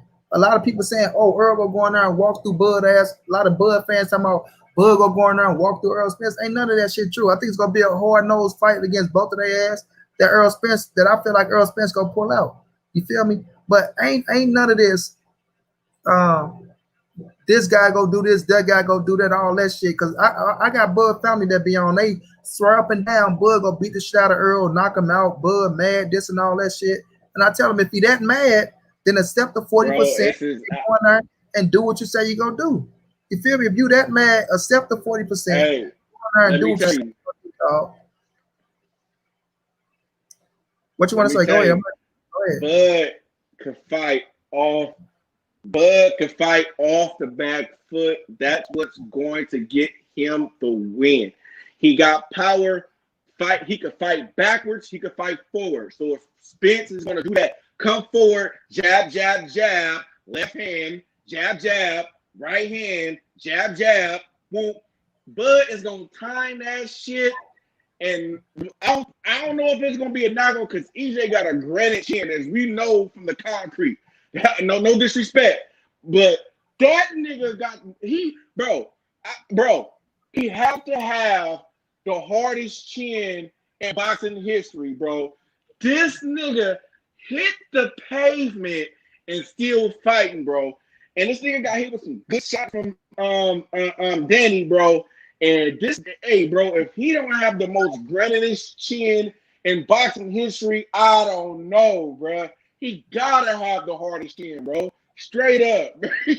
You gotta, if you don't give nothing to EJ, you gotta give him that, bro. And no disrespect, bro. No, but for real shit though, let's think about this, bro. This nigga got ejected from a car, bro.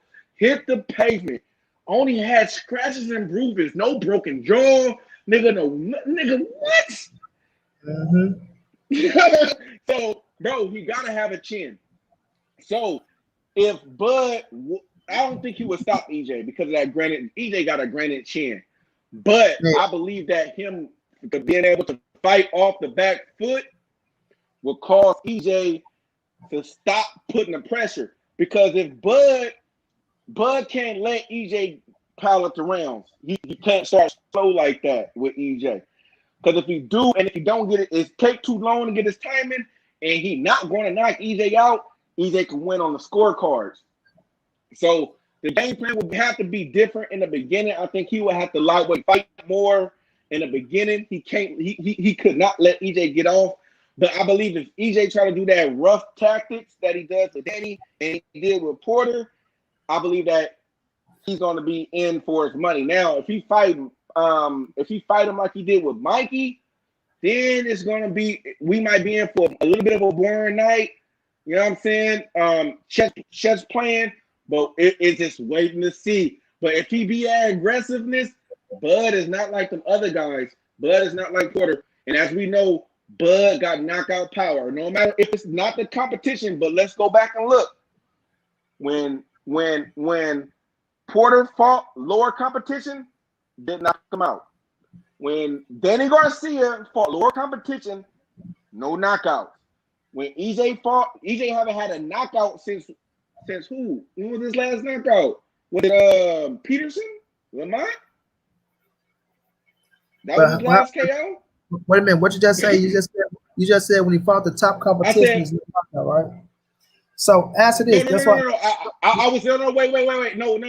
I was saying that when Porter fought lower competition, he did knock him out, and when Danny fought lower competition in Red Cash, he did knock him out. But what I was saying was when Crawford fought at lower competition, who y'all consider as lower competition, he knocked him out. And I was saying that the last knockout that Spence had was Lamont Peterson, right? Yeah. But you gotta think about that. That was his last knockout. So that was his last knockout. But look at the competition after Lamont Peterson, and then ask me this. And that's why I came right back. I don't really count Mikey. I don't really count Mikey. Hold on, wait a minute. I think Bud knocked out Mikey. I think Let me say this. I think Bud knocked him out. Go ahead. Listen to this. Now, a lot of y'all say y'all can't count Mikey, right? But y'all talking about Mikey, a 4-division world champion, bro. A 4. That's that dude. That's H Money. Young Merv. That's H Money. There ain't no David Flash Sports, bro. That's H Money. The Zone. That's damn his word. Drop the link for StreamYard, please. Stop ducking me. H Money The Zone, bro. When I seen him, I already knew who it was, bro. Get y'all can smack him. Get him up out of here, bro. I was laughing when I saw it. But let me tell you, bro. When y'all say y'all don't count Mikey Garcia, we talking about a 4-division world champion. We talking about an experienced world champion. You gotta count that. Hold on, bro. We talking about an experienced fighter with 39 fights, 39-0. You gotta understand, Mikey Garcia ain't just no regular fighter, bro. He was on the pound for pound list. He's on the pound for pound list. So because Earl didn't knock him out, a lot of people try to discredit. He went in there and whitewashed this man from the 1st to the 12th round. Some people rather get knocked out than get their ass whooped from the 1st to the 12th round. And don't forget, his daddy wanted the fight stop.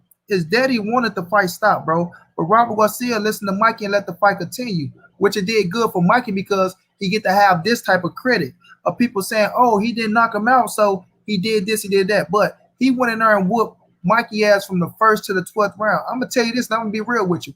I don't think Bud whooped Mikey ass from the 1st to the 12th round. I don't think Bud knocked Mikey out. I do think Bud win the fight.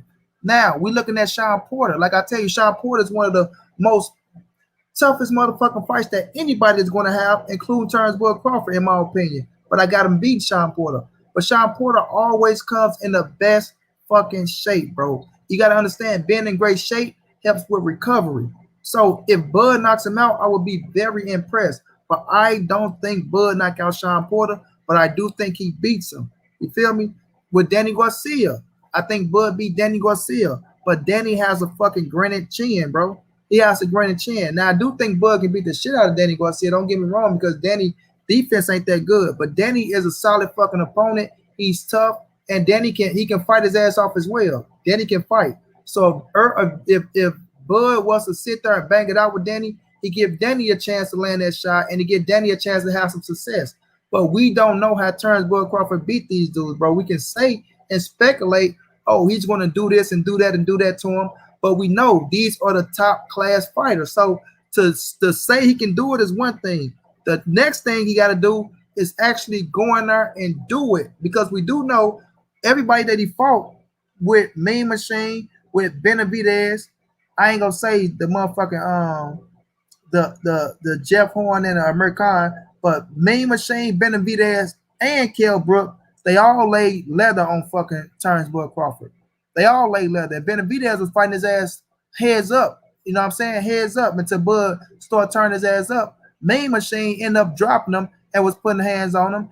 And Kell Brook, we can say, oh, we won all around before Bud stopped his ass. You see what I'm saying? So we seen those guys do that to him. So if he fight the A-level fighters, let's see how he beat their ass and see what they can do to him. But the thing about Earl Spence is he actually fought those dudes and he ended up beating all their ass. But we can't keep using he didn't knock him out as an excuse, bro, because he beat the top guy. He beat the top guys. He beat their ass impressively because he outboxed Mikey Garcia. He outbanged Sean Porter, and he went in there and whipped Danny Garcia ass worse than anybody ever whooped him. So Bud got to come behind that if he don't get Earl Spence and do something different than what Earl Spence did to those fighters. But you got to show us that you can do it instead of us just saying, "Oh, he's going to do this to them because he knocked out the motherfuckers that he fought, bro." It's a different story, dog. It's different. Right now, I got you though. Now, I'm with you. Now, I'm not with you on half of everything you done said though, bro.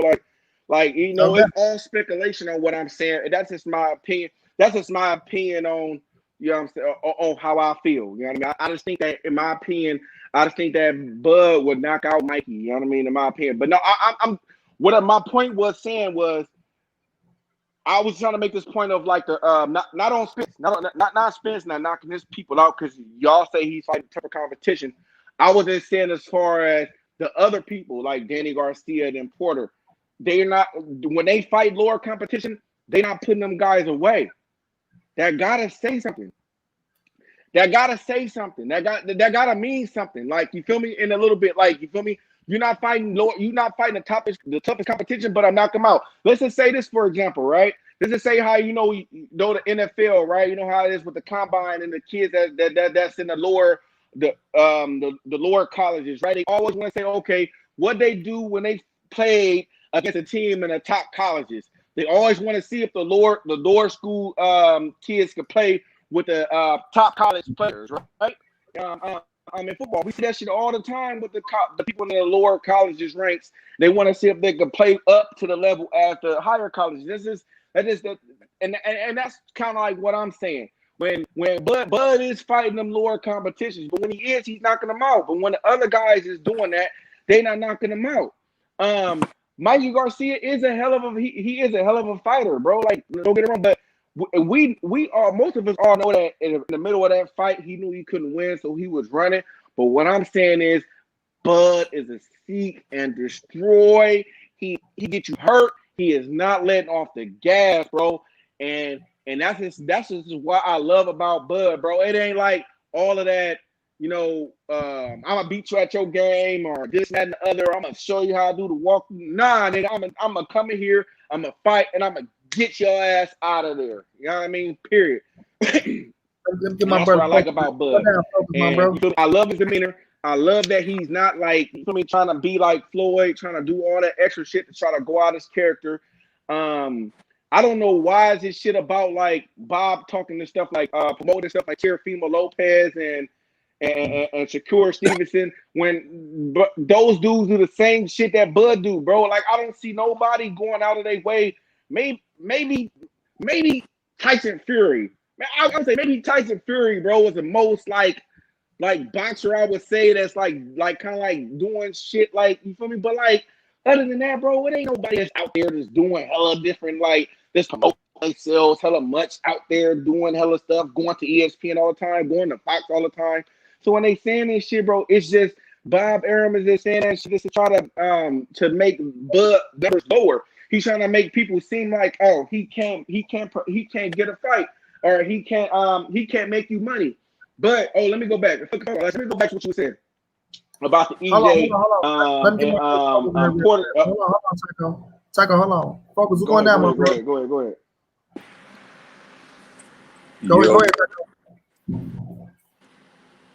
What's happening? Oh, okay. Yeah. What's happening, bro? Happy New Year. The one thing I would say about the reason why Porter and Crawford fight will make a little bit more money is because now I think more people wanted that fight. Now more people more intrigued about that fight because people don't know if Bud gonna knock him out. Is Porter gonna win on points? Because we all know Porter ain't gonna knock out nobody. He ain't knocked out. I don't think he had a knockout in 47. So not to my recollection. I don't know how many knockouts do we have. But anyway, but we know that Porter be into good tough fights, and he gonna be a hell of a fighter. We all know that. So it's a lot of intrigue in that fight. You know what I mean? People want to see that fight. So I think that fight would put him a little bit over than what Porter and Spence did. That's the reason why I think fans will buy that fight more. Now, I think so, bro. I think that make more money than EJ and Spence. I think Crawford and Porter make more than EJ and Porter. All right, let my brother Focus get in. Focus, what's going down, Brody? What you want to touch on? Go ahead, bro. Yo, salute. Hey, thanks for having me on, man. Oh, it's all good.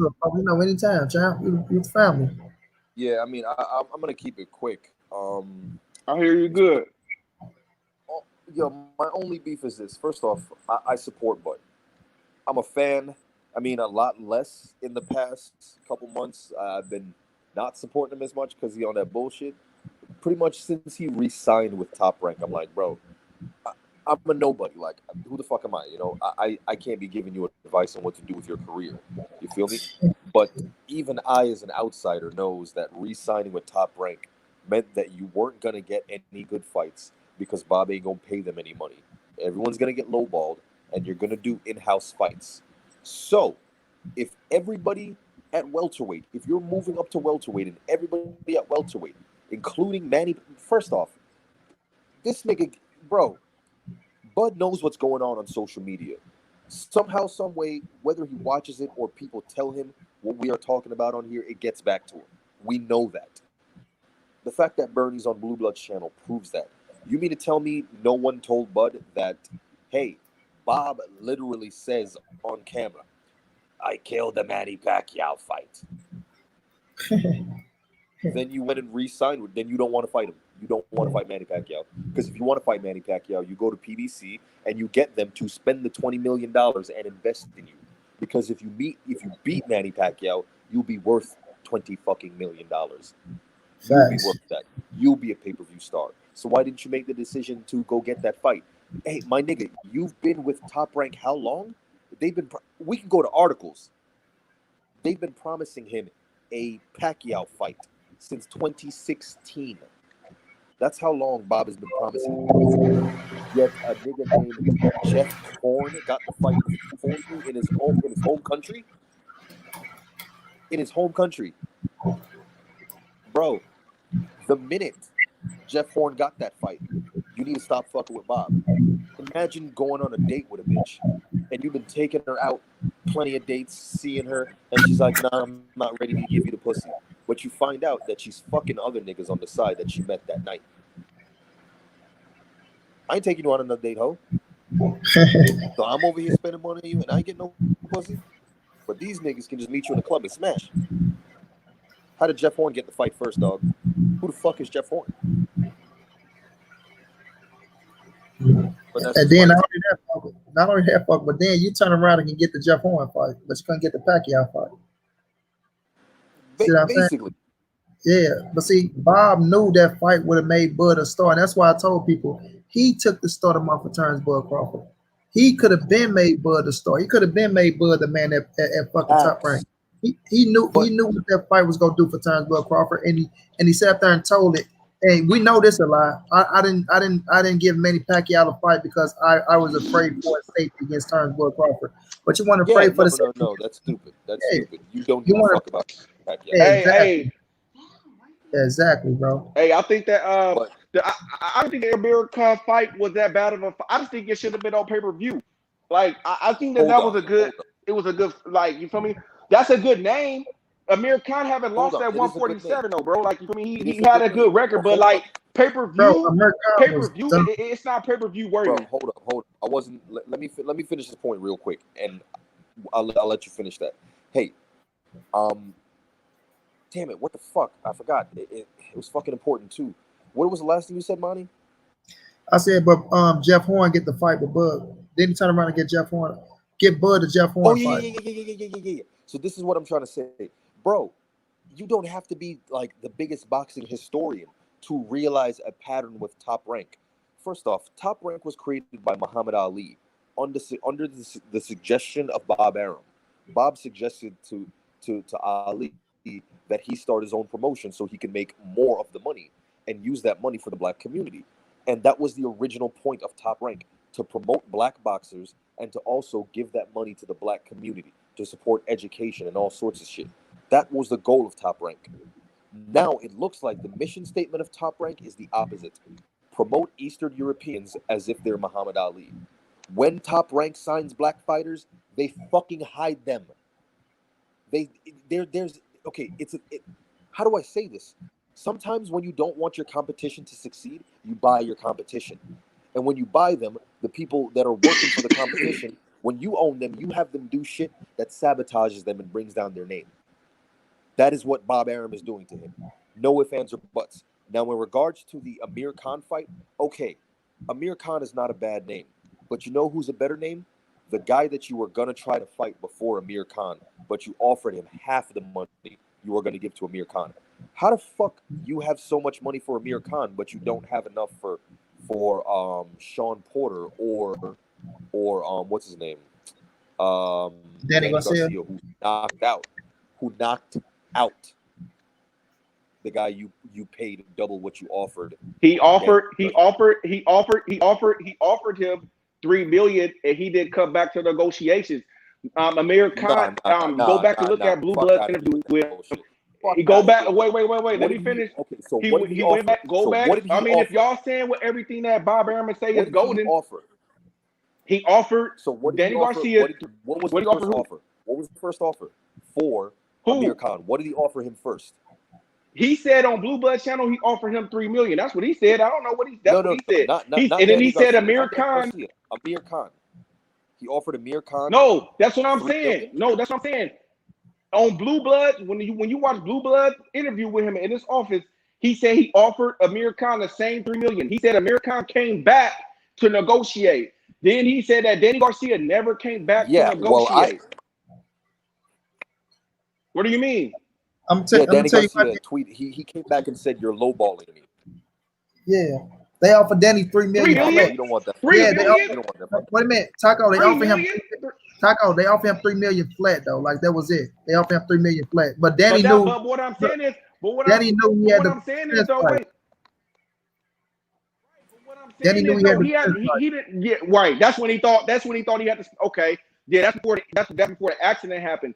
But dude, $3 million is a lot of money, dude. Like guaranteed. Okay, bro, let me get some of the back end. Let me try to get some more of that. Let me negotiate some more. Like, what do you mean? Like he couldn't have went back. He just said, "Nah, I'm good."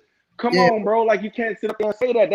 That's bro. Like straight up, somebody offer you something, nigga. Nah, I mean, if I really want to fight it, bro, just give me like $2 or $3 million more. Amir Khan did that, and he got paid. He got paid the rest of the money from the UK. Okay, I feel you. I'll give you that. But check this out. Who needs who the most? Does Danny Garcia need Bud, or does Danny Garcia or does Bud need Danny Garcia? Because Danny Garcia turned around and said, they both need each other. Fight. Nah, Bud needed Danny. I mean, they both need each other. I mean, but what Danny has, Danny only did what he lost to Keith Thurman. He lost to Sean Porter. So I mean, what you going? I mean, I don't think you in a position. You ain't in a good position to win. Okay, if I fight. Oh wait a minute. If I fight EJ.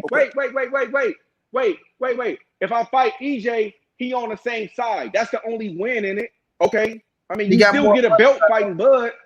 But he got more money fighting Earl than Bud. Way more. That's what I'm saying. It's on because he on the same side because he don't see more money because he ain't got to do the split difference. It's the money. That's it. That's the only win. Like when Bob offered the $3 million, Taco, it was just a flat fee, like $3 million. That was it. He was trying to give him just a flat fee and shit. Now you're right. I know, but it's negotiation though. I know. That's what I've been saying. Let's tell me you're right. Danny didn't come back. He like, oh, you know what? Fuck that shit. Y'all talking about $3 million flat. He like, fuck that. I know I got the Earl Spence fight already. See, Danny already knew he had the Earl Spence fight, so he knew he was going on pay-per-view already. But don't make excuses though. See, that's what I'm saying. That's what I'm saying. But then y'all gonna say the same thing. Wait. Let me get this off real quick. Because y'all gonna say the same thing about Crawford. Listen to me. Go ahead. I never made an excuse about this situation, bro. I just said I knew Danny knew what was already in front of him. So if you want to steal Danny from Earl Spence, just like Focus Ball just said, who need who more? Bud needed Danny more than Danny needed Bud because Danny knew he already had the Earl Spence fight coming up. All he had to do was beat Adrian Granados, bro. So if I know I got a pay-per-view fight coming up with Earl Spence, right? If I know I got a pay-per-view coming up with this man that's already a unified champion, and I know that I'm gonna get way more than what the fuck you talking about, Bob Arum, then you need to be trying to come to me with a number already because y'all already know what's gonna happen. You need to be coming to me with a higher $3 million. You know what I'm saying? But Danny went with a higher number. Yeah, but Danny wasn't gonna fuck up that Spence money no way because he already knew. Yeah, that Spence money was Bro, gonna be way. Okay, so you can't say. Well, look, wait a minute. So we can't say that Bob Arum didn't try to make the fight. We can't make it seem like we can't snooze at $3 million and be like, oh, $3 million is far fetched. The reason why Danny Garcia took the Spence fight was because of the money. Let's just say that, but let's not say, oh, they didn't try or nothing like that. Because to be real, if it's business, if you know you got a better deal, if you know you got a better deal, okay, if I got a house to sell. And a person gonna sell me this for $3 million, but I got a person that's gonna sell it to me, gonna buy it from me for $5 or $6 million. I'm gonna take the $5 or $6 million no matter what. It doesn't even matter. But you can't come back and say, oh, they didn't try. Yeah, that's fair. And I said the offer, it wasn't more than what you was gonna get from Cuz. You ain't try that. But I said the offer, but it ain't like what they doing now with it ain't like what they doing with Porter right now. It ain't Porter. That's ridiculous. $1 million for Porter, and you try to give Danny Garcia $3 million. I mean, that's a better argument. I mean, but we all know that. We all know that. Right? We all know that Bob Arum don't. Well, look, this is why I'm saying the fight can make more, because if the PBC win the purse bid, it's gonna be on Fox, and Fox gonna promote it better. They gonna promote it better than ESPN would. Then ESPN would promote the fight too, because they gonna want something out of it. So they gonna have to promote it. So it's like shit. You gonna have ESPN and Fox promoting the fight, my nigga. Well, I'm gonna say like this. This is why Danny didn't come back. Like I said with the Spence thing, but I know what you're saying. We say we can't say Bob ain't trying to make the fight, but Bob ain't trying to make the big fights happen, bro. We can say Danny this, he didn't try to do that, but it's multiple Y'all just things. Don't like Bob. Let's just keep it real. We love Crawford. We don't like Bob. You gotta quit yelling out, y'all, and let people finish. This ain't a thing about Bob, bro. This is a known fact. This is a known fact, Taco. This ain't just us saying these things. You got people, like I say, we've seen multiple people that was with Bob Arum, bro. We seen how he did Floyd Mayweather. He wasn't trying to get Floyd the big fights, right? We seen what he did with Lomachenko. Yeah, we seen what he did with Lomachenko and Bud. We seen what he did with fucking Floyd and Dela. Now you got Shakur Stevenson right there, which he was pushing Michael Conlan harder than Shakur Stevenson, but Michael Conlan ain't panning out for him like that. You see what I'm saying? So he has fighters over there with the he just don't know how to promote black fighters, bro. But when you looking at fighters, even the Mikey Garcia, even the fucking Andy Ruiz, you see these certain fighters after they leave Bob Arum, they get bigger. So I'm not saying, oh, put all the blame on Bob. No, all the blame ain't on Bob. You got to put some of the blame on Turnbull Crawford as well, because he's not pushing. He's not pushing himself, bro, to make himself a bigger star. Even though you're knocking these motherfuckers out doing this, that, and the third, like you say, he getting this money from from ESPN and this. He's content with it. He's getting content with what he's getting, bro. Because if you really want to get the fight with Earl Spence and the fight with the PBC boy, because at first the notion was no PBC fight Bud. They shutting them out. They shutting them out, right? And then once he gets his opportunity to fight him, people get to saying, oh, well, guess what? They didn't want to fight him until they lost their titles. They didn't want to fight him, but Earl Spence went through the same ringer. But it ain't about you fighting them when they lose their titles. It's about they still got a fucking name and recognition, and they still bigger than the fighters that you're fighting. So now you got to push your promoter to make that shit happen. Otherwise, you leave his motherfucking ass and you go elsewhere to make this shit happen, because you already a Hall of Fame fighter, as they want to keep saying. But now, do you want the Hall of Fame to match your resume? You know what I'm saying? So you got a chance to fight these fighters now. What you going to do, bud? You want to sit down and stand back with this motherfucker that's telling you fuck you to your face? You don't want to sit down and talk to you? Or do you want to leave and the ass end of your career, you save all your money and still rack these names up on your fucking resume, and you still go down in the Hall of Fame? You see what I'm saying? So it's still up to Bud as well, bro. But you know, the boxing game is tricky. He got one more fight. He got to do one more. He got to do one more fight, bro. Like, this is the perfect scenario for the people. And this is what I'm saying is Porter can get the fight regardless. So Porter, put in the thing for the purse bid, put in your paperwork. Let's get it. You don't need Bob Arum no more. Bob Arum don't want to pay Terrence Crawford. We all know this. Like, I don't give a fuck about Bob Arum, man. Fuck that motherfucker, bro. Like straight. I mean, sorry to be cussing, bro, on the thing, bro, but I don't care about Bob like that, bro. But the thing is, though, bro, Porter gotta put in the thing that he got. They gonna have to go to the first bid. Let's get it, bro. Like, let's get it, Porter. Let's put it in. Let's go. Like, and then after this fight, maybe I don't know how his thing is up in what, November, October. I don't know how that shit works. Because you know they try to do another contract, extension or something through the contracts and all that other stuff when you do a fight. So hopefully he won't have no extension. Maybe this could be his last fight and he buys himself out. Like, so we still got a whole bunch of stuff to go with that. Like he gotta be under Bob Arum contractually for another couple of months because it's gonna be the new year. Hey, give me bro, like, you feel me? Porter, we should put the feet to the fire on Porter to fucking put in a mandatory, let PBC go ahead and do the purse bid. Shit, they only was gonna do it for 1 million. PBC, they could do it for 5 million. Like, what the fuck? Porter, y'all owe Porter, you feel me? Y'all can give Porter this, and then fuck it, let's go. Porter already go. He already said he go activate his mandatory. But Porter want the fight. Him and Kenny. That's the fight they shaking out. Bud want the fight too. Yeah, Bud well, we gotta gotta see. It's not, bro. Look. Bud need. I swear I said this on somebody else's channel. Bud need to go. He don't need to go to PVC, bro. He need to go fuck with Floyd as his promoter, bro. Cause Floyd would talk for him more, bro. He need a promoter, because Al Heyman is gonna be in the cuts, and you gonna get your own team going, and your team is gonna do your thing. But if Bud is under Floyd, I think Floyd would be that mouthpiece for Terrence Crawford, bro.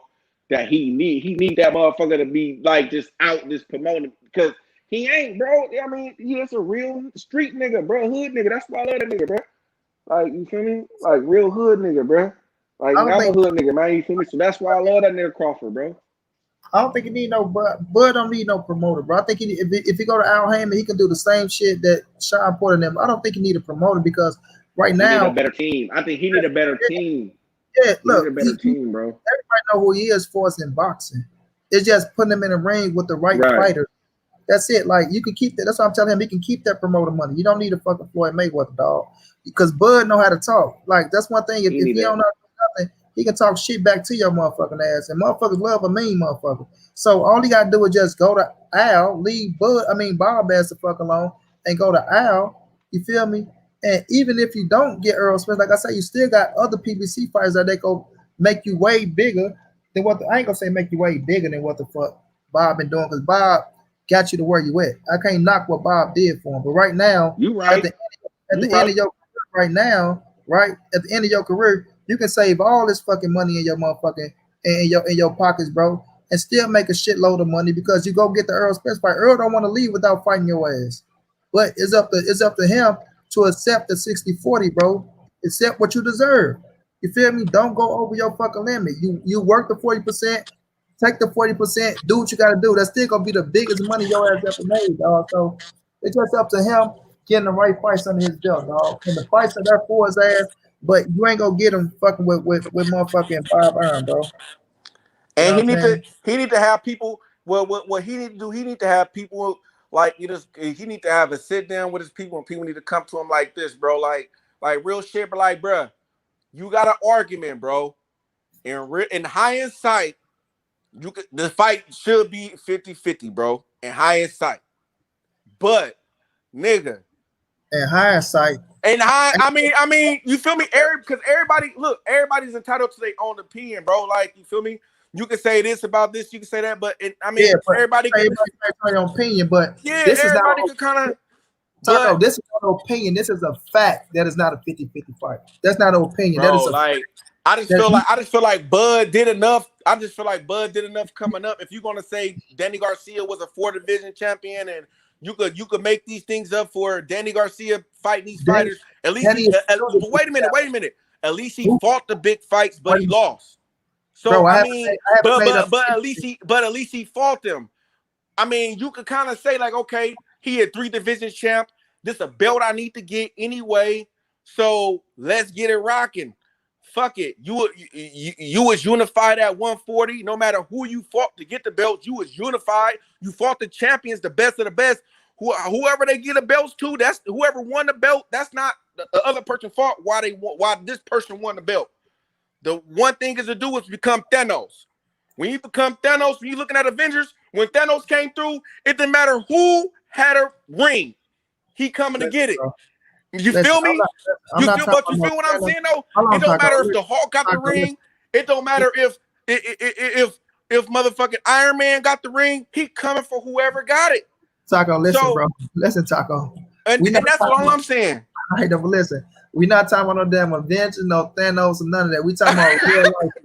We talking about motherfuckers. But no, I'm just saying accomplishments. I'm just saying accomplishments, though. This is what this man did. So, you can kind of say he should get 50-50. Look, I say this, bro. Accolades do not translate to dollars, bro. You got to understand that. I don't give a fuck. Manny Pacquiao was an 8th division world champion. He didn't get no fucking 50-50. But why? Okay, so look though. Wait a minute, let me finish, bro. We're not talking about no accolades. Of course, Crawford he a 3 division world champion, former undisputed world champion, the WBO champion. That's going to help him to get into the Hall of Fame. Right now, we talking about putting asses in the motherfucking seats. That's not putting asses in the seats, bro. It's not putting asses in the seats. Now, when we look at Earl Spence and we look at his pay-per-view numbers, we look at the numbers he's been doing, selling out not selling out, but putting X amount of motherfuckers in Cowboy Stadium, right? Doing what he do, and all that shit comes into the business side. We talking about business. We're not talking about inside the ring. We talking about outside the ring before the fight get made. The business side. When we look at the business, numbers don't lie. So if this man is worth X amount of dollars, just give him the X amount of dollars he's worth. Then get your ass in the ring and do what you got to do. If you that good like everybody's saying you is, if you go beat the shit out of them like you're saying you is, well, you get into the ring and you beat the shit out of them, and then the business side falls into your hands. But other than that, that is not an opinion that man is that Earl Spence is worth 40, bro. So that's but you can't. So so basically, you saying for a person who thinks that he should get 50-50, it's not logical. Because of what he did, like, and what he accomplished, like, you feel me, like, but what he accomplished where though? Did he accomplish that at 147, bro? We talking about that one, everything you accomplished. Okay, but look though. Okay, let's go down. All right, let's go down the rivers then. No, we're not down. Okay, let me see this. Let me say this. Stay at 147, bro. Did he send Danny Garcia a contract? Did they try to negotiate with Danny Garcia? Did he fight him? They didn't want it. Did he fight him? They didn't want it. He wasn't on the same side of the street. Did he fight him though? That's the thing. Okay. We're not talking about no what was supposed to happen. But okay, so look, he didn't fight him. So are you saying he didn't want to fight him? It don't matter. What is the argument? What is we saying? Because you blame. Look, this is what y'all doing. No. Wait, stop. No, wait, I'll let you talk though. I'll let you talk. Because what you're trying to do is you trying to say we're not blaming Turnbull Crawford for him not getting a big fight, but you're not going to blame Earl Spence for getting the big fights. That's the thing. I'm not blaming Earl, bro. I want Terrence Crawford to take the 40. Well, I want him to take the 40. But all I'm saying is, this is what all I'm saying is, there is, in some people's eyes, there could be a reason why he should get 50-50, bro, in some people's eyes. That's all I'm saying. In this whole conversation, I agree. I want him to take the 40. I'm a Bud fan. I hope he takes the 40 and to say, fuck it. Nigga, I told you this when I got on in the beginning. He should say, nigga, I'll take the 40, send me the contract. I'm saying this. But what I'm just saying is his friends need to say, okay, if they believe that they think that okay, nigga, you should get 50-50, but nigga, fuck that. Fuck that. Take the 40, beat his ass, nigga, then you become the man. Then if they want a rematch, nigga, you get the nigga, now you the man. Nigga, fuck it. This is what I'm trying to get you to say. Like, this is what is trendy to, nigga, I believe in you, nigga. You do deserve 50-50, nigga. But fuck that. Nigga, take the 40, nigga, and go beat this nigga ass, nigga. Exactly. Straight up. You feel me?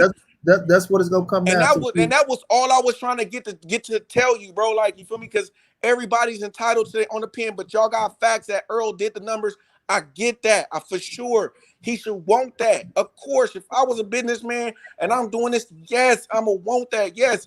But you got people that believe in Crawford too, like nigga, they got things to say too. We can say, nigga, you can go back and look at it and be like, nigga, if Crawford would have never signed with PBC, if he would have went to PBC in the beginning, he would have been good. We could all, like, you feel me?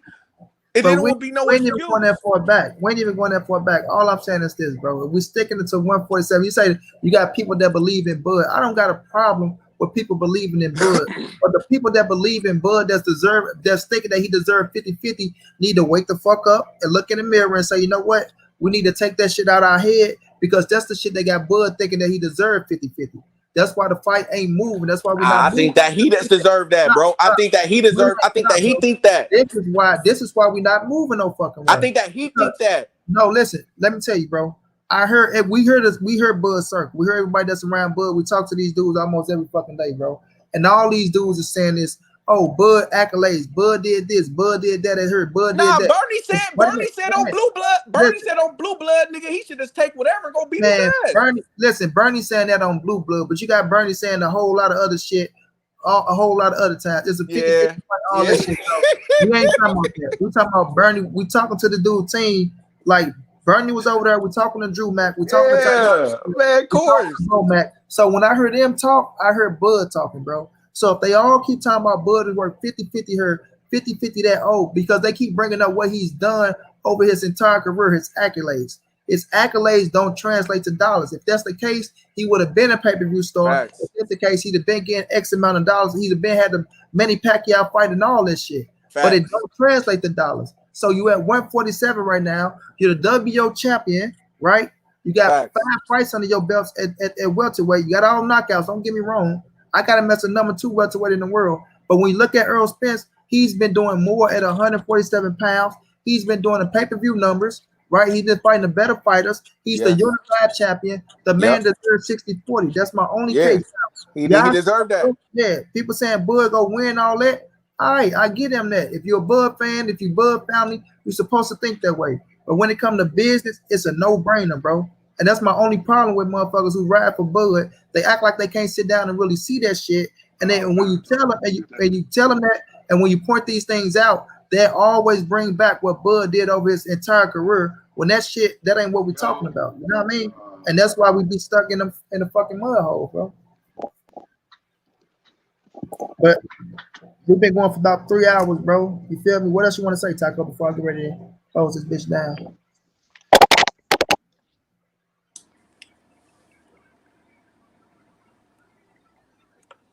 What Shayna say? Yep, Shayna. There you go. Bud has too much pride to go to Floyd or Al Haney. Too much pride, bro. Man, hey, bro, I just for sure, bro. I mean, EJ deserves 60-40 for sure. I'm a Bud fan, and he deserved that. You feel me? You know what I mean? For sure, he put in the work. He done fought the most known fighters. He done made the most pay-per-views. He done showed out the most. You feel me? All of them, all of that. You feel me? He done did all that. You know what I mean? For sure, he deserves it. For sure, he put in the work. You feel me? You know what I mean? He deserved that 60-40. I'm a Bud fan, man. Bud should go ahead and just say, nigga, fuck that. I'm gonna take the 60 motherfucking 40, nigga. I'm gonna come, nigga, wherever you want to go, nigga. You want to be in Dallas Stadium, Dallas, Texas, nigga, Las Vegas, nigga. You, nigga, decide all that shit, nigga. I don't give a fuck, nigga. I'm just gonna come here, nigga, straight, nigga. I'm gonna beat your ass, nigga. You feel me? And that's how Bud should go ahead and do that shit, bro. He should just go ahead. I wish I could talk to that nigga, bro. I'd be like, man, fuck that shit. Take that shit, nigga, and go ahead, nigga, go beat that nigga ass, bro. Nigga, then, nigga, when they try to come back for the next one, nigga, you could, nigga, do what you, nigga, you can be 60-40 your way, my nigga. You feel me? Straight up, because I think he got the tools to beat him. And that's how it should be, bro. But you feel me? I I can't respect a man for saying that he won't, nigga, 50-50, bro. Like, cause he feel like he did a little bit more, but maybe not be towards business wise, but he feel in his head, nigga, you feel me? You can't, I mean, like, nigga, what can you say with that, bro? Like, what can you do with that? And then the nigga, that's why I say he need a promoter, bro, because he nigga, if he was that type of fighter, bro, he'll be able to get himself through. He not, bro. He need a promoter. That's why he pay a promoter, bro. He need somebody that's gonna talk for him. That's gonna nigga. He the type of nigga, bro, that ain't gonna be tripping on Floyd talking all in the camera and shit, bro. He ain't gonna give a fuck, nigga. Cause he don't wanna, nigga. When it's time for him to fight, he said it in one of his interviews, nigga. He's like, man, when it's time for me to fight, nigga, I'll be irritated, nigga. Like they be asking me the same question, how you gonna beat him, and I'll be like, he said, nigga, he get in arguments with his wife and the whole shit, like, nigga. The nigga, bro, that nigga's a beast, bro. I fuck with that nigga, bro. Like, nigga, straight up, bro. Like, you know, nigga, you feel me? So he need that kind of promoter, like, you feel me? That's to talk, so they ain't gotta worry about, you feel me? He ain't gotta worry about doing that shit. I think all fighters get irritated when it's time to fight because them motherfuckers can't eat or drink no water, especially if you're losing weight. So yeah, shit. but see, like the special ones, that's why Floyd, Floyd, nigga, like, that's why he needs that promoter, like, you feel me? Even Earl got better, bro. Like Earl got better. I ain't gonna lie though, bro. He done grown as a man, bro. All respect to that man. He done grown as a man, bro. From when he began, he wasn't doing a lot, but then he started breaking his shell, coming into his own, bro, and doing his thing, bro, as a man, bro. Straight up, you gotta get that man his respect, bro. He handling his business. He got the right team promoting them. You feel me? Doing what they need to do.